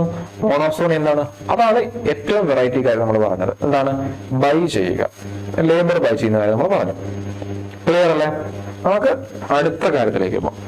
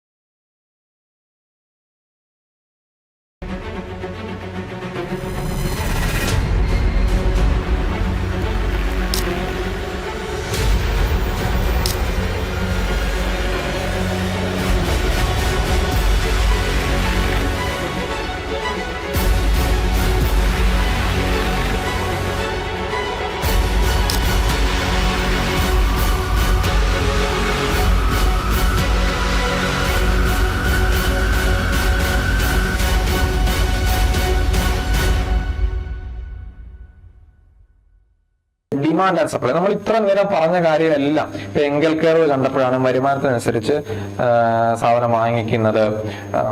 അങ്ങനെ എല്ലാം മാർക്കറ്റ് എപ്പോഴും ഡിമാൻഡ് ആൻഡ് സപ്ലൈ ആണ്, അല്ലെ? എന്റെ ആവശ്യത്തിനനുസരിച്ച് സപ്ലൈ ചെയ്യുക, എന്റെ ആവശ്യം സപ്ലൈ, അതാണ് മാർക്കറ്റ്. അതിന്റെ ഒരു കൺസെപ്റ്റ് ആണ് നമ്മൾ പറയാൻ പോകുന്നത്, ലോ ഓഫ് ഡിമാൻഡ്. ഓക്കെ, ആവശ്യം എങ്ങനെ പോകുന്നു? അതായത് ഒരു സാധനത്തിന്റെ വില കൂടുമ്പോ, ഒരു ജനറൽ സെൻസിലാണ് കേട്ടോ, ഭയങ്കരമായിട്ട് വില കയറി പോകുന്നു. എന്തായിരിക്കും നമ്മുടെ ടെൻഡൻസി? നമ്മളൊരു സാധാരണക്കാരാണെന്നുണ്ടെങ്കിൽ എന്തായിരിക്കും? കുറച്ചേ നമ്മൾ മേടിക്കുള്ളൂ, അല്ലേ? പ്രൈസ് കയറുമ്പോ മേടിക്കുന്നത് കുറയും. ഓക്കെ, ഇനി പ്രൈസ് കുറയുമ്പോ എന്താണ്? മേടിക്കുന്നത് കൂടും. ഇത്രേ ഉള്ളൂ. ഉദാഹരണം പറഞ്ഞു കഴിഞ്ഞാൽ എന്താ? പെട്രോള് അല്ല ഡീസൽ, എല്ലാ ദിവസവും 100 രൂപയ്ക്ക് എണ്ണ അടിക്കുന്ന ഒരാള് 105 രൂപ അല്ലെങ്കിൽ 106 രൂപ ഒരു ലിറ്ററിനായാലും 100 രൂപയ്ക്ക് അടിക്കുകയുള്ളൂ. അപ്പോ 106 രൂപയ്ക്ക് ആകുമ്പോഴും 100 രൂപ മാത്രം കൊടുത്ത് പെട്രോൾ അടിക്കുമ്പോഴും 1 ലിറ്റർ കിട്ടുന്നില്ലല്ലോ. 100 രൂപയ്ക്ക് 1 ലിറ്റർ ആയിരുന്ന സമയത്ത് 1 ലിറ്റർ ഉണ്ടായിരുന്നു, അപ്പൊ ക്വാണ്ടിറ്റി കുറഞ്ഞു. അതാണ് ഉദ്ദേശിക്കുന്നത്. ഓക്കെ, പെട്രോളും ഡീസലും വലിയ എക്സാമ്പിൾ ആണ് ഇതിനകത്ത്. പെട്രോൾ ഡീസൽ നമുക്ക് എക്കണോമിക്സിനെ സംബന്ധിച്ച് പല കാര്യങ്ങളിലും ഉദാഹരണമായിട്ട് പറയാം കേട്ടോ. ഇതൊരു ഉദാഹരണമാണ്, ഓർത്തിരിക്കുക. അതായത് ഇൻവേഴ്സ് റിലേഷൻഷിപ്പ്, നമ്മൾ നേരത്തെ ഒരു ഡയറക്ട്ലി പ്രൊപ്പോർഷണൽ റിലേഷൻഷിപ്പ് കണ്ടായിരുന്നു, അല്ലെ? എങ്കൽ കർവിനകത്ത്. ഇത് ഇൻവേഴ്സ് ആണ്. എന്താണ്? പ്രൈസ് കൂടുന്നതിനനുസരിച്ച് വാങ്ങിക്കുന്നത്, അല്ലെ? കൺസംഷൻ. പ്രൈസ് കൂടുവാണ്, എന്തായിരിക്കും? കൺസംഷൻ കുറയും. ഇൻവേഴ്സ് റിലേഷൻഷിപ്പ് ആണ് കേട്ടോ. അപ്പൊ ഓർത്തിരിക്കുക. ഇതിനൊരു എക്സെപ്ഷൻ കേസ് ഉണ്ട്, ഗിഫൻ ആൻഡ് വെബ്ലൻ കോട്സ്. അത് ഞാൻ എക്സ്പ്ലെയിൻ ചെയ്യുന്നുണ്ട്, അപ്പൊ അതുകൊണ്ട് ഓർത്ത് ടെൻഷൻ അടിക്കണം. ഇതൊരു റെയറസ്റ്റ് ആയിട്ട് സംഭവിക്കുന്ന കേസാണ് ഗിഫൻ ആൻഡ് വെബ്ലൻ. നോർമൽ കേസിൽ ഉള്ള കാര്യമാണ്. വില കൂടുമ്പോൾ നമ്മളത് കുറച്ചേ മേടിക്കുള്ളൂ, വില പറയുമ്പോൾ എന്തായിരിക്കും? കൂടുതൽ മേടിക്കും. ഇപ്പം പണ്ടൊരു ഒരു സമയത്ത് സംഭവിച്ച ഞാൻ കണ്ടതാണ്. അതായത് പക്ഷിപ്പനി വന്ന സമയത്ത് കോഴിക്ക് വില കുറഞ്ഞു. കോഴിക്ക് വില കുറഞ്ഞപ്പോ നമ്മള് റീലുകളൊക്കെ കണ്ടതായിരിക്കാം, എല്ലാവരും മേടിച്ച് മറ്റേ ഗ്രില്ല് ചെയ്യുന്നു, അത് ഇത് ഒരു കാലത്ത് ഭയങ്കര വിപുലമായിരുന്നു. അതൊക്കെ ഒരു ഉദാഹരണമാണ് കേട്ടോ. ഇതാണ് പറഞ്ഞത്, എക്കണോമിക്സ് എപ്പോഴും പഠിക്കുമ്പോൾ ഇത് മാർക്കറ്റിൽ നമ്മൾ സ്ഥിരം കാണുന്ന കാര്യമാണ്. പക്ഷെ ടേമുകൾ, കൺസെപ്റ്റുകൾ നമുക്ക് ക്ലാരിറ്റി വേണം, അന്നെങ്കിലുള്ള നമുക്ക് എക്സാം ഹാളിൽ അത് പ്രയോജനപ്പെടുകയുള്ളൂ. ക്ലിയർ അല്ലേ? ഈ ഗ്രാഫ് കണ്ടല്ലോ അല്ലേ? പ്രൈസ് കൂടുന്നതനുസരിച്ച് ക്വാണ്ടിറ്റി കുറയുന്നത്, അത് താഴോട്ടായിപ്പോഴും. എപ്പോഴും ഗ്രാഫ് കണ്ടിച്ചോണം. അടുത്തതിലേക്ക് പോവാം. ഇനി ലോ ഓഫ് സപ്ലൈ. അതായത് ഒരു സാധനത്തിന്റെ വില കൂടുമ്പോ, പ്രൈസ് കൂടുമ്പോ സപ്ലൈ കൂട്ടും. അതെന്തിനാണ്? വില കൂടുമ്പോ സപ്ലൈ കൂടുന്ന എന്തിനാണ്? കൊടുക്കുന്ന ആൾക്കാർക്ക് അല്ലെങ്കിൽ കച്ചവടക്കാരന് ലാഭം ഉണ്ടാക്കാൻ. ഓക്കെ, വില കുറയുമ്പോ എന്ത് ചെയ്യും? അവൻ സപ്ലൈ കുറയ്ക്കും. അത് ഞാനൊരു ഉദാഹരണം പറയാം. ഞാനൊരു മുട്ട കച്ചവടക്കാരനാണ്. ഓക്കെ, മുട്ടയ്ക്ക് 5 രൂപ ഉള്ളപ്പോ എനിക്ക് ലാഭം കുറവാണ്, അല്ലെ? ലാഭം കുറവാണ്. അപ്പൊ ഞാൻ എന്ത് ചെയ്യും? 5 രൂപയേ ഉള്ളൂ, ഇത്ര ഉണ്ടാക്കിയാൽ മതി. ആ സമയം മുട്ടയ്ക്ക് ഒരു 8 രൂപ ആവുന്ന അവസ്ഥയാവുമ്പോൾ ഞാൻ എന്ത് ചെയ്യും? മുട്ടയുടെ പ്രൊഡക്ഷൻ കൂട്ടും. എന്തിനാണ്? എനിക്ക് കൂടുതൽ വരുമാനം കിട്ടാൻ. അപ്പോ വില കൂടുമ്പോ എപ്പോഴുണ്ടോ? വില കൂടുമ്പോ 8 രൂപയായി 11 രൂപയായപ്പോ എന്തായി? ക്വാണ്ടിറ്റി കൂടുന്നുണ്ടോ? ഉണ്ടോ? 11 രൂപയായപ്പോ മുട്ടയ്ക്ക് 11 രൂപയെന്ന് വെച്ചോ, നാടൻ മുട്ടയുടെ 11 രൂപയൊക്കെയാണ് കിട്ടുക. അപ്പൊ ഞാൻ എന്ത് ചെയ്തു? വില കൂട്ടിയപ്പോ സപ്ലൈ കൂട്ടി. എന്തുകൊണ്ടാ? കൂടുതൽ ആൾക്കാർ മേടിക്കണം, എനിക്ക് കൂടുതൽ പൈസ കിട്ടണം. അതേസമയം എന്തായി? വില കുറയുമ്പോ എന്ത് ചെയ്യും? ഞാൻ ഇതുണ്ടോ? ക്വാണ്ടിറ്റി കുറച്ചു. ഇതാണ് ലോ ഓഫ് സപ്ലൈ. അപ്പൊ law of supply and demand very very important concept ആണ്. ലോ ഓഫ് ഡിമാൻഡ് എന്താണ്? ഇൻവേഴ്സ് റിലേഷൻഷിപ്പ് ആയിരുന്നു. അതായത് വില കൂടുമ്പോൾ എന്താണ്? സാധനം മേടിക്കുന്നത് കുറയുന്നു. ലോ ഓഫ് സപ്ലൈ എന്താണ്? സപ്ലൈ ചെയ്യുന്നതാണ്. രണ്ട് ആളുടെ പെർസെപ്ഷൻ ആണോ. ലോ ഓഫ് ഡിമാൻഡ് എപ്പോഴും കൺസ്യൂമേഴ്സിനെ വെച്ചിട്ടും ലോ ഓഫ് സപ്ലൈ എപ്പോഴും ആരായിരിക്കും? പ്രൊഡ്യൂസേഴ്സിനെ അല്ലെങ്കിൽ മുതലാളി അല്ലെങ്കിൽ കച്ചവടക്കാരെ വെച്ചിട്ടുമായിരിക്കും. അപ്പോ ഞാൻ എന്റെ ഡിമാൻഡ് കൂടുന്നപ്പോഴാണ് സാധ്യത വില പറയുമ്പോൾ, നേരെ തിരിച്ച് കച്ചവടക്കാരന്റെ ആവശ്യം കൂടുന്നപ്പോഴാണ് വില കൂടി ലാഭം കിട്ടുക. ഇത് വ്യത്യാസമുണ്ട്. ഇത് ഓർത്തിരിക്കും. ക്ലിയർ ആണല്ലോ അല്ലെ? ഇനി നമ്മള് 2 എക്സെപ്ഷൻ പറഞ്ഞത് ഗിഫനും വെബ്ലനും, നമ്മൾ അതിലേക്ക് എത്തുകയാണ്. Type of goods. അതായത്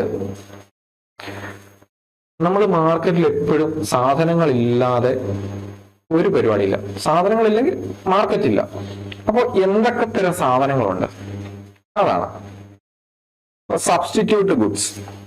സബ്സ്റ്റിറ്റ്യൂട്ട് ചെയ്യാന്ന് പറഞ്ഞാൽ ഒന്നൊന്നിന് പകരമാകുക, ഒന്നിന് മറ്റൊന്നിനെ റീപ്ലേസ് ചെയ്യാൻ പറ്റുക. ഇപ്പൊ ഉദാഹരണം പറഞ്ഞാൽ ചായ, കാപ്പി.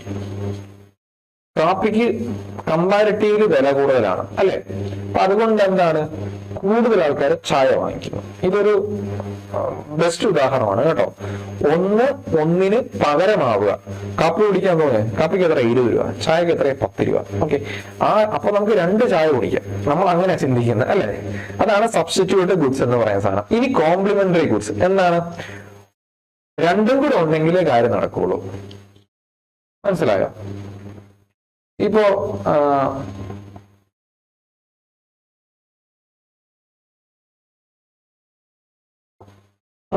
അതായത് ഒന്നിന്റെ വില കൂടുമ്പോ മറ്റൊന്നിന്റെ വില കുറയുന്നു. ഇപ്പൊ ഉദാഹരണം പറഞ്ഞു കഴിഞ്ഞാല് നമ്മള് പെട്രോള് കണ്ടു അല്ലെ? പെട്രോൾ എന്താണ്?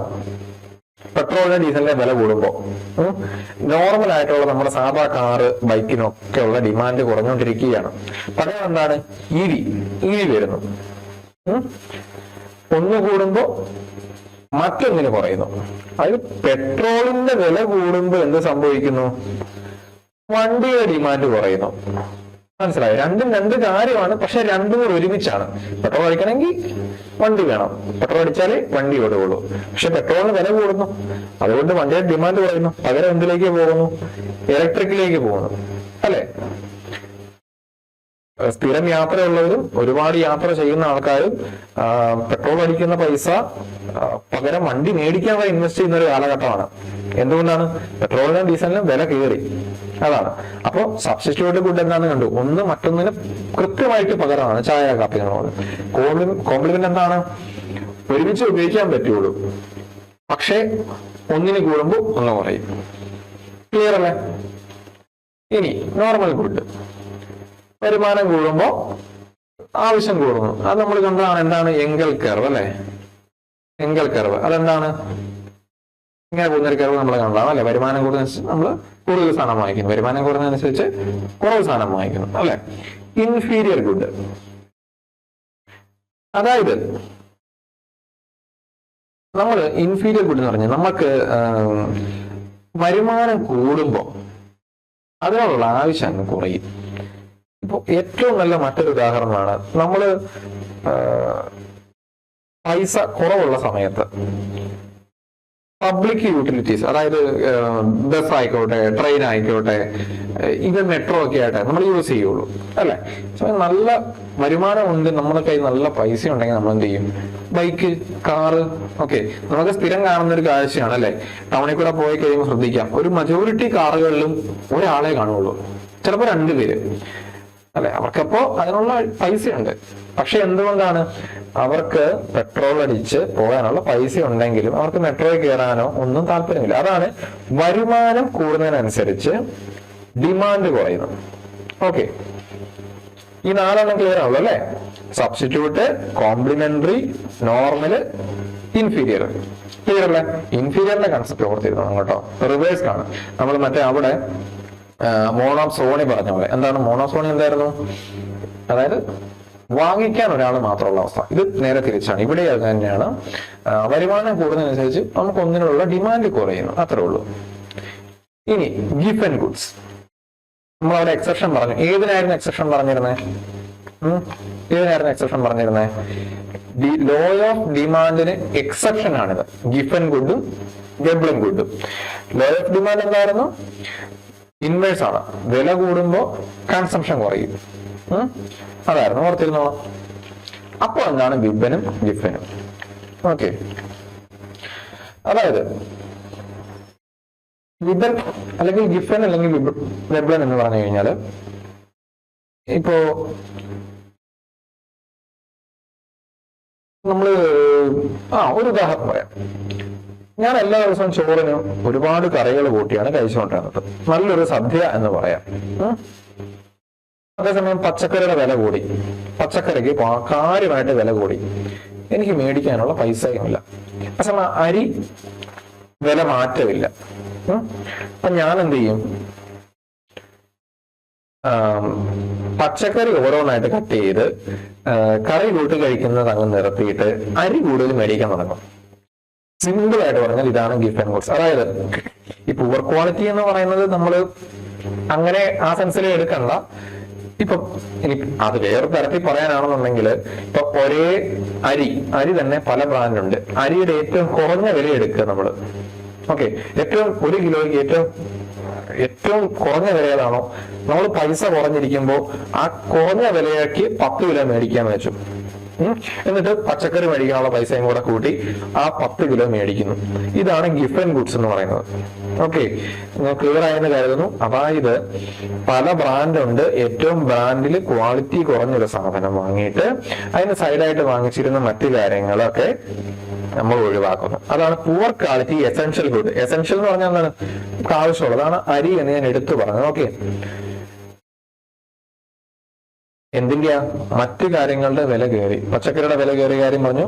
അതുകൊണ്ട് നമ്മൾ എന്തായി, ഏറ്റവും കുറഞ്ഞ അരി 10 കിലോ മേടിച്ചു. ഇപ്പൊ ക്ലിയർ ആണല്ലോ.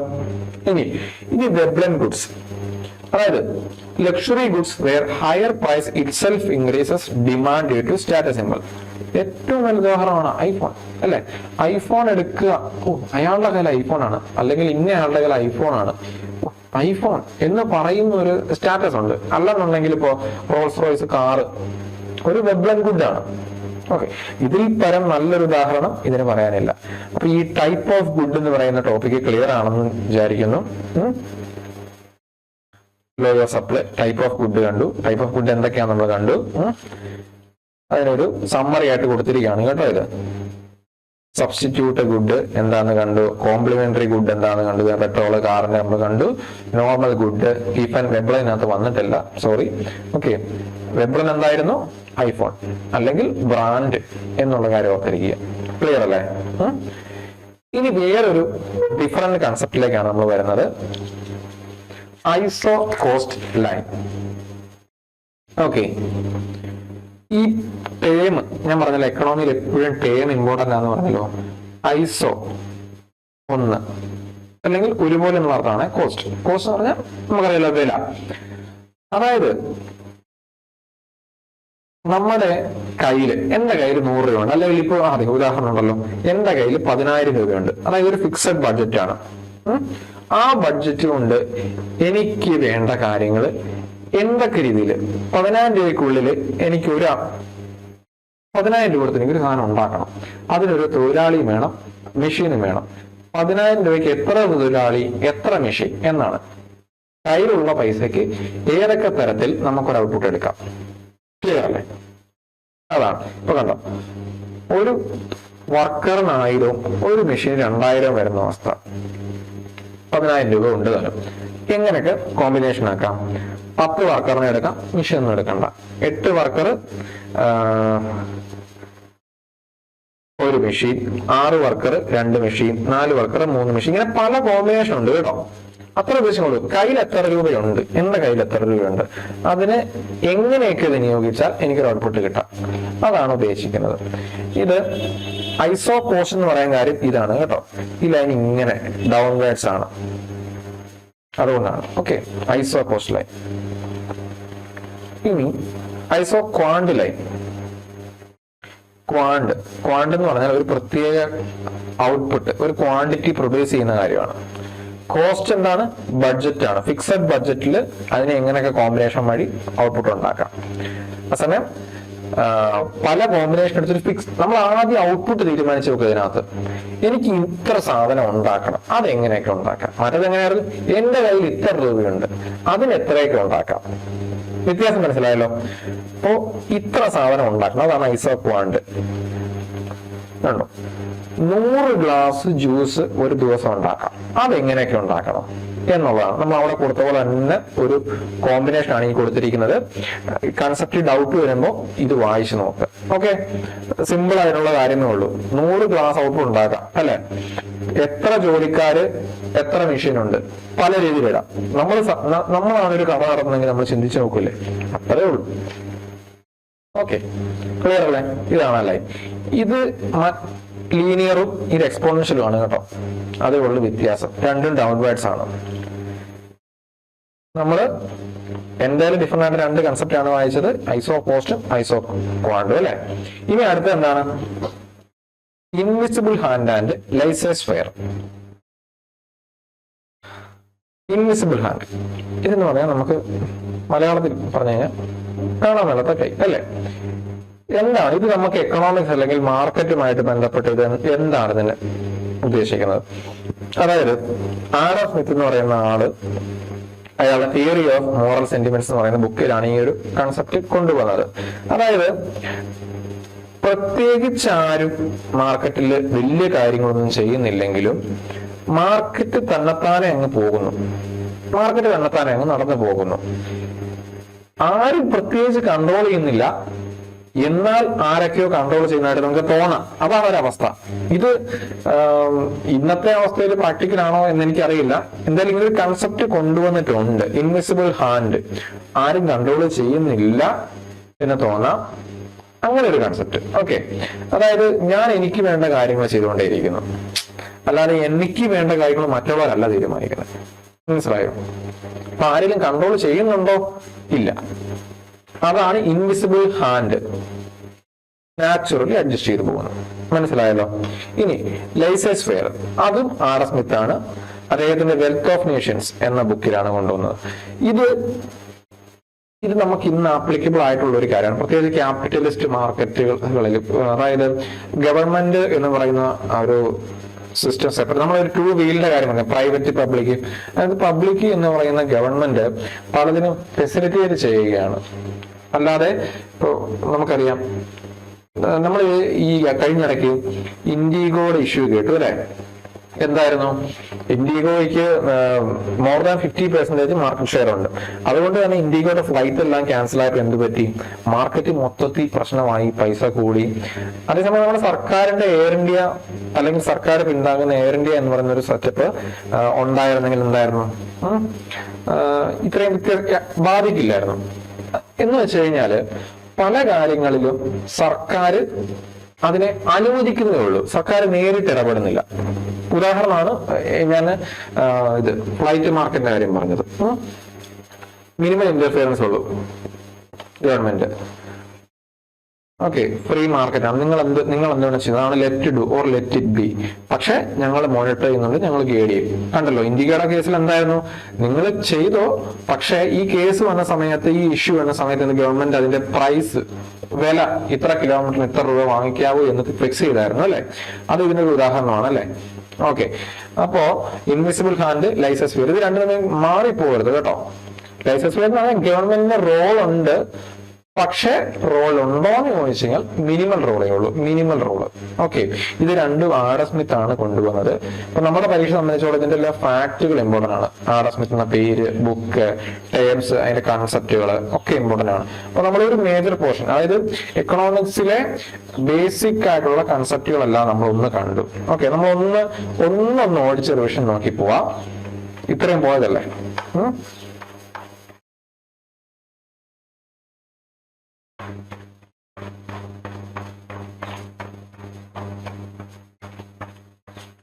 ണ്ടോ എക്കണോമിക്സ് എവിടുന്നാ വന്നേ?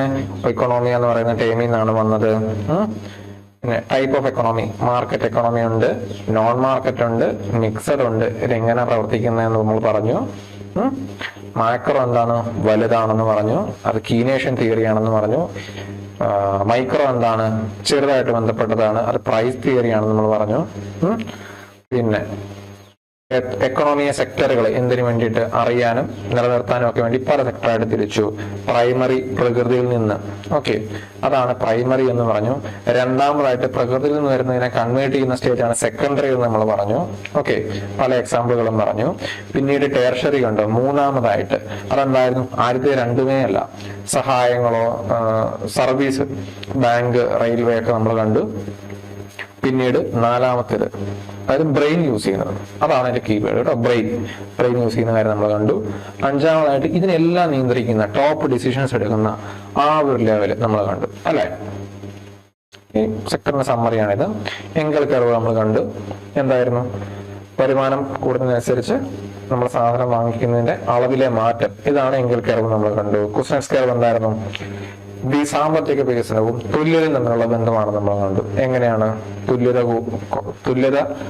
തുല്യതയായിരുന്നു, തുല്യത ഇല്ലാതെ വന്നു, വീണ്ടും തുല്യതയാവുന്നു. അത് പോസിറ്റീവ് ആണ് നെഗറ്റീവ് ആണെന്നുള്ളത് നമ്മൾ കണ്ടു. രണ്ട് എൻഡില് അത് കണ്ടു. പിന്നെ market structure, competition, monopoly, monopolistic, oligopoly, duopoly, monopsony. ഈ മോണോസോണി വെറൈറ്റി ആണ്. നമ്മളത് പറഞ്ഞത് എന്താണ്, ഒരേ ഒരു ബയ്യർ വരുന്ന കേസാണ് നമ്മൾ കണ്ടു അല്ലെ. Demand and supply, market work ആണെങ്കിൽ ഡിമാൻഡ് ഉണ്ടായിരിക്കണം, സപ്ലൈ ഉണ്ടായിരിക്കണം. അതെങ്ങനെ വർക്ക് ചെയ്യുന്നു? വില കൂടുന്നതനുസരിച്ച് കൺസംഷൻ കുറയുന്നതാണ് ലോ ഓഫ് ഡിമാൻഡ്, അല്ലെങ്കിൽ അത് ഇൻവേഴ്സ് റിലേഷൻ ആണെന്ന് ഓർത്തിരിക്കുക. വില കുറഞ്ഞാൽ കൺസംഷൻ കൂടും, ഇൻവേഴ്സ് ആണെന്നുള്ളത് ഓർത്തിരിക്കുക. ഇനി ലോ ഓഫ് സപ്ലൈ എന്തായിരുന്നു? വില കൂടുമ്പോൾ എന്തായാലും കൂടുതൽ സപ്ലൈ കൊടുക്കുന്നു, എന്തിനാ? എനിക്ക് ലാഭം കിട്ടാൻ. മറ്റേത് കൺസ്യൂമേഴ്സിന്റെ ആണെങ്കിൽ ഇത് കച്ചവടക്കാരന് കാഴ്ചപ്പാടിന്നാണ്. ഓക്കെ, അതായിരുന്നു വ്യത്യാസം. ഇനി സബ് ഗുഡ്സ് എന്താണ്? ഒന്നിനെ മറ്റൊന്നായിട്ട് മാറ്റുന്ന സബ്സ്റ്റിറ്റ്യൂട്ട് ആണ്, ഒന്നും മറ്റൊന്നുകൂടെ ചേർന്ന് പോകുന്നത് കോംപ്ലിമെന്ററി ആണ് നമ്മൾ പറഞ്ഞു. നോർമൽ ഗുഡ്സ് അത് നമ്മൾ പറഞ്ഞു. ഇൻഫീരിയർ എന്താണ്? നമ്മള് വരുമാനം കൂടുമ്പോൾ പബ്ലിക് യൂട്ടിലിറ്റീസ് ഉപയോഗിക്കുന്ന കുറയുന്നു അല്ലെ. ഉദാഹരണമായിട്ട് കാണുന്നത് ഗിഫ്റ്റ് ആൻഡ് ഗുഡ്സ് എന്താണ്? അത് നമ്മൾ റെയർ കേസ് ആണെന്ന് പറഞ്ഞു. എന്താണ്? സദ്യ കഴിച്ചുകൊണ്ടിരിക്കുന്നു, കറി കട്ട് ചെയ്യുന്നു, അരി ഏറ്റവും കുറഞ്ഞത് മേടിക്കുന്നു, അങ്ങനെ എന്താണ്? അത് കൂടുതൽ മേടിക്കുന്നു. അതാണ് gift and goods. Payable and goods എന്താണ്? ലക്ഷറി, സ്റ്റാൻഡേർഡ് കാണിക്കാൻ വേണ്ടി. അപ്പൊ ഐഫോണിന്റെ കാര്യം, റോൾസ് റോയ്സിന്റെ കാര്യം പറഞ്ഞു, അതൊക്കെ തന്നെ. ഐസോ കോസ്റ്റ് ലൈൻ പറഞ്ഞതാണ്. അതായത് ഒരു ഫിക്സഡ് ബഡ്ജറ്റ് വെച്ചിട്ട് അതിന് എന്തോരം കിട്ടും, പല കോമ്പിനേഷൻ. ഫിക്സഡ് ബഡ്ജറ്റ് ആണ് ഐസോ കോസ്റ്റിന്റെ ബേസ്. ഓക്കെ, ഇനി ഐസോ കോസ്റ്റ് ലൈൻ എന്ന് പറയുമ്പോൾ ഐസോ ക്വാണ്ട് ഉണ്ട് അല്ലെ. ഐസോ ക്വാണ്ട് എന്താണ്? എനിക്ക് ഇത്ര ഔട്ട്പുട്ട് വേണം, നമ്മൾ ആദ്യം ഔട്ട്പുട്ടാണ് തീരുമാനിക്കുന്നത്. അതെങ്ങനെയൊക്കെ ഉണ്ടാക്കാം, അതാണ് ക്വാണ്ടിറ്റി, ഐസോ ക്വാണ്ട്. ഓക്കെ, ആ രണ്ട് കാര്യം പറഞ്ഞു. പിന്നെ ഇൻവിസിബിൾ ഹാൻഡ്, ലൈസോസ്ഫിയറിന്റെ കാര്യം പറഞ്ഞു. അങ്ങനെ നമ്മൾ ഒരു മേജർ പോർഷൻ കഴിഞ്ഞിരിക്കുകയാണ് അല്ലെ. ഇനി നമുക്ക് ബേസിക് കീ കൺസെപ്റ്റ് എല്ലാം പോയ സ്ഥിതിക്ക് നമുക്ക് അടുത്ത കാര്യത്തിലേക്ക് വരാം. എന്താണ്? National income. നാഷണൽ ഇൻകം എന്ന് പറഞ്ഞാൽ എന്താ ഉദ്ദേശിക്കുന്നത്? നമുക്ക് എല്ലാവർക്കും വരുമാനം ഉണ്ടല്ലേ. അപ്പൊ നമ്മൾ മാക്രോ എക്കണോമിക്സ് എന്ന ടൈം പറഞ്ഞപ്പോ എന്താ പറഞ്ഞത്? നമ്മുടെ രാജ്യം ഒരു വലിയ വീടായിട്ട് കൺസിഡർ ചെയ്യാം. നമ്മുടെ രാജ്യം അല്ലെങ്കിൽ നമ്മുടെ വീടായ രാജ്യത്തിന്റെ വരുമാനമാണ് നാഷണൽ ഇൻകം. എന്റെ വീടിന്റെ വരുമാനം, രാജ്യത്തിന്റെ വരുമാനം, അതാണ് നാഷണൽ ഇൻകം. വ്യത്യാസം മനസ്സിലായല്ലോ. ഇപ്പൊ മാക്രോ എക്കണോമിക്സ് എന്നുള്ള ടൈം അന്നേരം നമ്മുടെ മനസ്സിലേക്ക് വരണം കേട്ടോ. കാരണം നമ്മളിപ്പോ പഠിച്ചു കഴിഞ്ഞതേ ഉള്ളൂ. മാക്രോ എക്കണോമിക്സ് അന്നേരം മനസ്സിലേക്ക് വരണം. അപ്പൊ നമുക്ക് നാഷണൽ ഇൻകം എന്താണെന്നുള്ളത് നോക്കാം. നാഷണൽ ഇൻകം എന്താണെന്ന് വെച്ചാല് aggregate factor income earned by normal residents of a country in an accounting year. അല്ലെ, ഇൻ ആൻ അക്കൗണ്ടിങ് ഇയർ എന്താണ്? നമുക്ക് ടൈം ബ്രേക്ക് ചെയ്ത് നോക്കാം. Aggregate factor income. അഗ്രിഗേറ്റ് എന്താണ്? സമ്മാണ്, എല്ലാത്തിന്റെയും സമ്മാണ് ഉദ്ദേശിക്കുന്നത്. ഇനി ആരാണ് നോർമൽ റെസിഡൻസ്? ഒരു കാര്യം ശ്രദ്ധിക്കണം, ഇവിടെ സിറ്റിസൺസ് എന്നല്ല പറഞ്ഞിരിക്കുന്നത്, നോർമൽ റെസിഡൻസ് എന്നാണ്. നോർമൽ റെസിഡൻസ് എന്ന് പറഞ്ഞു കഴിഞ്ഞാല് ഏതാണ്ട് 180 അല്ലെങ്കിൽ 82 ദിവസം വരെ തുടർച്ചയായി നമ്മുടെ രാജ്യത്ത് താമസിക്കുന്നവർ ആരാണോ അവരെല്ലാം റെസിഡൻസ് ആണ്. സിറ്റിസൺസ് എന്നുള്ള ടൈം അല്ല, റെസിഡൻസ്. വ്യത്യാസം മനസ്സിലാകാൻ കരുതുന്നു. ഇനി അക്കൗണ്ടിങ് ഇയർ എന്നാണ്? ഒരു നിശ്ചിത കാലയളവാണ്, ഫിനാൻഷ്യൽ ഇയർ നമ്മൾ പറയും. ഇവിടെ നമ്മളെ സംബന്ധിച്ച് എന്താണ്? നമ്മുടെ ഇപ്പോഴത്തെ രീതി അനുസരിച്ച് ഏപ്രിൽ 1 മുതൽ മാർച്ച് 31 വരെയാണ്. ഓക്കെ, ക്ലിയർ അല്ലേ? അതായത് ഈ കാലയളവിൽ ഏപ്രിൽ 1 മുതൽ മാർച്ച് 31 വരെ ഇവിടെ താമസിച്ച എല്ലാവരുടെയും വരുമാനം നമ്മുടെ വരുമാനമാണ്. അതാണ് നാഷണൽ ഇൻകം. ക്ലിയർ അല്ലേ? എന്തൊക്കെയായിരിക്കും എന്ത് വരുന്നത്? ശമ്പളമുണ്ട്, സാലറി ഉണ്ട്, റെന്റ്, അങ്ങനെ എല്ലാം വരുന്നുണ്ട്. അതായത് ഇനി മറ്റൊരു ടൈമിൽ പറഞ്ഞതാണ് കേട്ടോ ഇത്. All final good, value of all final good. അതൊരു പ്രൊഡക്ഷൻ പെർസെപ്ഷൻ എന്ന് പറഞ്ഞിട്ടുണ്ടെന്നേ ഉള്ളൂ കേട്ടോ. ഇത് തന്നെയാണ് ഉദ്ദേശിച്ചിരിക്കുന്നത്, എല്ലാവരുടെയും വരുമാനം. ആ വരുമാനത്തിൽ എന്താണ് ഉണ്ടാക്കുന്ന സാധനങ്ങളുടെ എല്ലാം തുക എല്ലാം ഉൾപ്പെടുന്നുണ്ട്. അതാണ് all final goods and service എന്ന് പറഞ്ഞു കഴിഞ്ഞാൽ ഇത് തന്നെയാണ് വരുമാനം, നമ്മുടെ വരുമാനം, എല്ലാവരുടെയും വരുമാനം. ആരുടെ? നോർമൽ റെസിഡന്റ് ആയിട്ടുള്ളവരുടെ ഒരു അക്കൗണ്ടിങ് ഇയറിലെ വരുമാനമാണ് നാഷണൽ ഇൻകം. കിട്ടിയല്ലോ. ഇനി ഈ നാഷണൽ ഇൻകം നമ്മൾ കാൽക്കുലേറ്റ് ചെയ്യുന്ന ഒരു ഹിസ്റ്ററി ഉണ്ട്. നമുക്ക് ഇന്ത്യക്ക് ഒരു ഹിസ്റ്ററി ഉണ്ട്. ആദ്യമായിട്ട് നമ്മുടെ നാഷണൽ ഇൻകം കാൽക്കുലേറ്റ് ചെയ്യാൻ നോക്കിയത് ദാദാഭായ് നവറോജിയാണ്. ആ പേര് ഭയങ്കര ഫേമസ് ആണ്. കോമ്പറ്റേറ്റീവ് എക്സാമുകൾക്ക് പഠിക്കുന്ന എല്ലാവർക്കും ആ പേരറിയാം. ആരാണ്?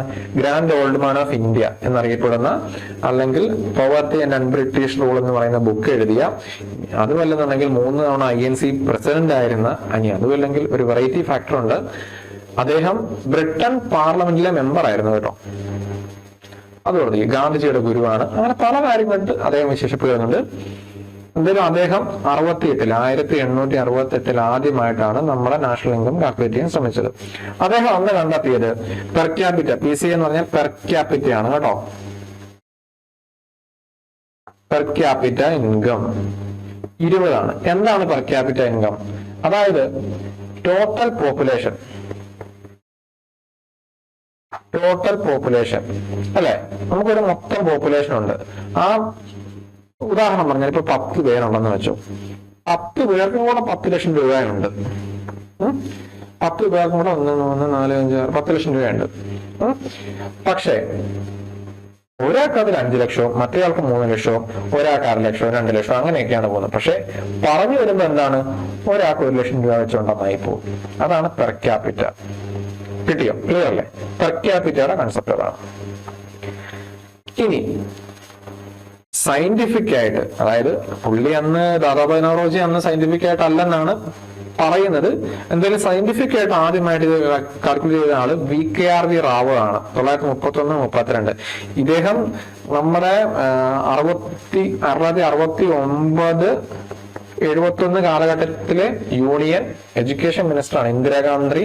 ഇന്ദിരാഗാന്ധി മന്ത്രിസഭയിലെ എഡ്യൂക്കേഷൻ മിനിസ്റ്റർ ആയിരുന്ന ആളായിരുന്നു കേട്ടോ. അദ്ദേഹം എന്ത് ചെയ്തു, നമ്മുടെ എക്കണോമിയെ പ്രൈമറി സെക്കൻഡറി ആയിട്ട് ഒക്കെ ഡിവൈഡ് ചെയ്തിട്ട് അദ്ദേഹം കണ്ടുപിടിച്ചത് 62 രൂപ ഉണ്ടെന്നാണ്. ഇനി നമ്മൾ ആദ്യത്തെ ആരെ ചെയ്തെന്ന് പറഞ്ഞു, സയന്റിഫിക് ആയിട്ടുള്ള ആരാന്ന് പറഞ്ഞു. ഇനി ഒഫീഷ്യൽ, അതായത് ഒഫീഷ്യൽ എന്ന് പറഞ്ഞാൽ ഉദ്ദേശിക്കുന്നത് നമ്മളെ സ്വാതന്ത്ര്യമൊക്കെ നേടി നമ്മുടെ രാജ്യം എസ്റ്റാബ്ലിഷ് ആയി കഴിഞ്ഞപ്പോൾ ഒഫീഷ്യലി ഇതിനെ അറ്റംപ്റ്റ് ചെയ്ത ഒരാളാണ് PC മഹാലനോബിസ്. ആ പേരിനൊരു പ്രത്യേകത ഉണ്ട്. എന്താണെന്ന് വെച്ച് കഴിഞ്ഞാല് അദ്ദേഹമാണ് father of statistics, Indian statistics എന്നറിയപ്പെടുന്നത്. അദ്ദേഹത്തിന്റെ ബർത്ത്ഡേ ആണ് നമ്മൾ ജൂൺ 29, ജൂൺ 29 സ്റ്റാറ്റിസ്റ്റിക്സ് ഡേ ആയിട്ട് കണക്കാക്കപ്പെടുന്നത് കേട്ടോ. അദ്ദേഹം 51 ഈ നാഷണൽ ഇൻകം കാൽക്കുലേറ്റ് ചെയ്തു. അത് 225 രൂപയാണെന്ന് കണ്ടുപിടിച്ചു. പെർ ക്യാപിറ്റ ഇൻകം ഓരോ വ്യക്തിക്കും 225 രൂപ അന്നുണ്ട് എന്നാണ് കണ്ടുപിടിച്ചത്. പക്ഷെ ഞാൻ പറഞ്ഞ കൺസെപ്റ്റ് വെച്ച് ഓരോ വ്യക്തിക്കും അത്രയും കാണുമോ? ഇല്ല. ഒരാൾക്ക് 500 രൂപയും ഒരാൾക്ക് 100 രൂപയും ഒക്കെ ആയിരിക്കാം. പക്ഷെ എല്ലാം കൂടെ കൂട്ടി വന്ന ആവറേജ് എടുക്കുമ്പോൾ എന്താണ്, ഒരാൾക്ക് 225 രൂപ വെച്ചുണ്ടെന്നുള്ള കണക്കാണ് കിട്ടിയത്. ഓക്കെ അല്ലേ? ക്ലിയർ ആണല്ലോ അല്ലെ? അപ്പൊ നമ്മൾ നാഷണൽ ഇൻകം എന്താന്ന് പറഞ്ഞു, അതിന്റെ ഒരു കാൽക്കുലേഷൻ ഹിസ്റ്ററി നമ്മൾ കണ്ടു. ഇനി അതിന്റെ ഹിസ്റ്ററിയുടെ ബാക്കിയാണ് കേട്ടോ. മഹാലനോബിസ് ഇത് കാൽക്കുലേറ്റ് ചെയ്തു എന്ന് പറഞ്ഞു. പിന്നെ 55 എന്ത് ചെയ്തു, അതിന് ഒഫീഷ്യലി തന്നെ നമ്മളൊരു ഡിപ്പാർട്ട്മെന്റ് അല്ലെങ്കിൽ ഒരു ഓഫീസ് കൊണ്ടുപോകും. എന്താണ്? Central statistics office. അവര് നാഷണൽ സാമ്പിൾ സർവേ ഓഫീസിന്റെ സർവേ എടുത്ത് അതായത് ഇവരാണ് NSSO എന്ന് പറയുന്ന സ്ഥാപനം. ഇപ്പോ നിലവില് ഇതെല്ലാം ministry of statistics and programme ഇംപ്ലിമെന്റേഷന്റെ കീഴിലാണ്. ഈ ബോഡികൾ ഇവരുടെ സർവേ എടുത്ത ഡേറ്റ വെച്ചിട്ട് CSO ആണ് നാഷണൽ ഇൻകം കണ്ടുപിടിച്ചുകൊണ്ടിരുന്നത്. 2019 ഇതൊരു ഫാക്ടാണ് കേട്ടോ. 2019 ഈ സെൻട്രൽ സ്റ്റാറ്റിസ്റ്റിക്സ് ഓഫീസും നാഷണൽ സാമ്പിൾ സർവേ ഓഫീസും കൂടെ മെർജ് ചെയ്ത് നാഷണൽ സ്റ്റാറ്റിസ്റ്റിക്സ് ഓഫീസ് എന്നാക്കി. ഓക്കെ, ഇപ്പോ ഈ ബോഡിയാണ് നമ്മുടെ നാഷണൽ ഇൻകം കാൽക്കുലേറ്റ് ചെയ്യുന്നത്. നമ്മളെ പലതും ചെയ്യുന്നത്. പിന്നെ ലേബർ ഫോഴ്സ് PLFS സർവേ ഒക്കെ ചെയ്യുന്നത്. ഓക്കെ, അപ്പൊ സർവേയുമായിട്ട് ബന്ധപ്പെട്ട ബോഡിയൊക്കെ പറയുകയാണെങ്കിൽ NSO അല്ലെങ്കിൽ CSO എന്നൊക്കെ നമുക്ക് പറയാം. ഓക്കെ, നമ്മൾ കണ്ടൊരു കാര്യം എന്തായിരുന്നു, ആരാണ് സെക്ടർ തിരിച്ചത്? Doctor VKR Rao primary secondary തിരിച്ചാണ് 31-32 കണ്ടുപിടിച്ചതെങ്കിൽ ഇപ്പൊ എന്താണ് നമ്മൾ കണ്ടു, പ്രൈമറി സെക്കൻഡറി ടെർഷ്യറി സെക്ടറുടെ കൂട്ടിയാണ് ഇപ്പൊ നമ്മൾ നാഷണൽ ഇൻകം കണ്ടുപിടിച്ചുകൊണ്ടിരിക്കുന്നത്. അത് മാറിപ്പോലെ കേട്ടോ. സെക്ടർ എന്താണെന്നൊക്കെ ഓർമ്മ വന്നല്ലേ അല്ലേ? നമ്മൾ പഠിച്ചു തീർന്നിട്ട് അധികം സമയമാകുന്നില്ല. ഇനി നാഷണൽ ഇൻകത്തിനകത്ത് ഒരുപാട് കൺസെപ്റ്റ് ഉണ്ട്, അതിനൊരു ക്ലാരിറ്റി വേണം. അതിനാദ്യം വേണ്ടത് ഞാൻ പറഞ്ഞല്ലോ, നമ്മുടെ നോർമൽ റെസിഡൻസും ആണ്, സിറ്റിസൺസ് അല്ല എന്ന് നമ്മൾ പറഞ്ഞായിരുന്നു അല്ലെ. അതിനുള്ള കാരണം ഞാൻ പറയാം. ആദ്യത്തെ കാരണമാണ് ഡൊമസ്റ്റിക്. ഈ കാരണം കൊണ്ടാണ് ഇവിടെ ജീവിക്കുന്ന ഡൊമസ്റ്റിക് ആയിട്ട് ജീവിക്കുന്ന എല്ലാവരും അതിൽപ്പെടും, നമ്മുടെ ടെറിട്ടറി ജീവിക്കുന്ന എല്ലാവരും അതിൽപ്പെടും. ഓക്കെ, എന്നാൽ ഫോറിൻ എംബസീസ് വരില്ല. എന്തുകൊണ്ടാണ്? ഫോറിൻ എംബസി ഇരിക്കുന്ന സ്ഥലം, അതിന് മുകളിലോട്ടുള്ള എയർ സ്പേസും എല്ലാം അവരുടെ ടെറിട്ടറി ആയിട്ടാണ് കൺസിഡർ ചെയ്യുന്നത്. അതുകൊണ്ടാണ് കേട്ടോ. ഉദാഹരണം പറഞ്ഞാൽ അപ്പൊ നമ്മുടെ ഇന്ത്യൻ എംബസി, ഇപ്പൊ അമേരിക്കയിലെ ഇന്ത്യൻ എംബസി ഡൊമസ്റ്റിക് ടെറിട്ടറി ആയിട്ടാണ് കണക്കാക്കപ്പെടുന്നത്. അതങ്ങനാണ്. ഇപ്പൊ എയർ ഇന്ത്യ ഫ്ലൈറ്റ്,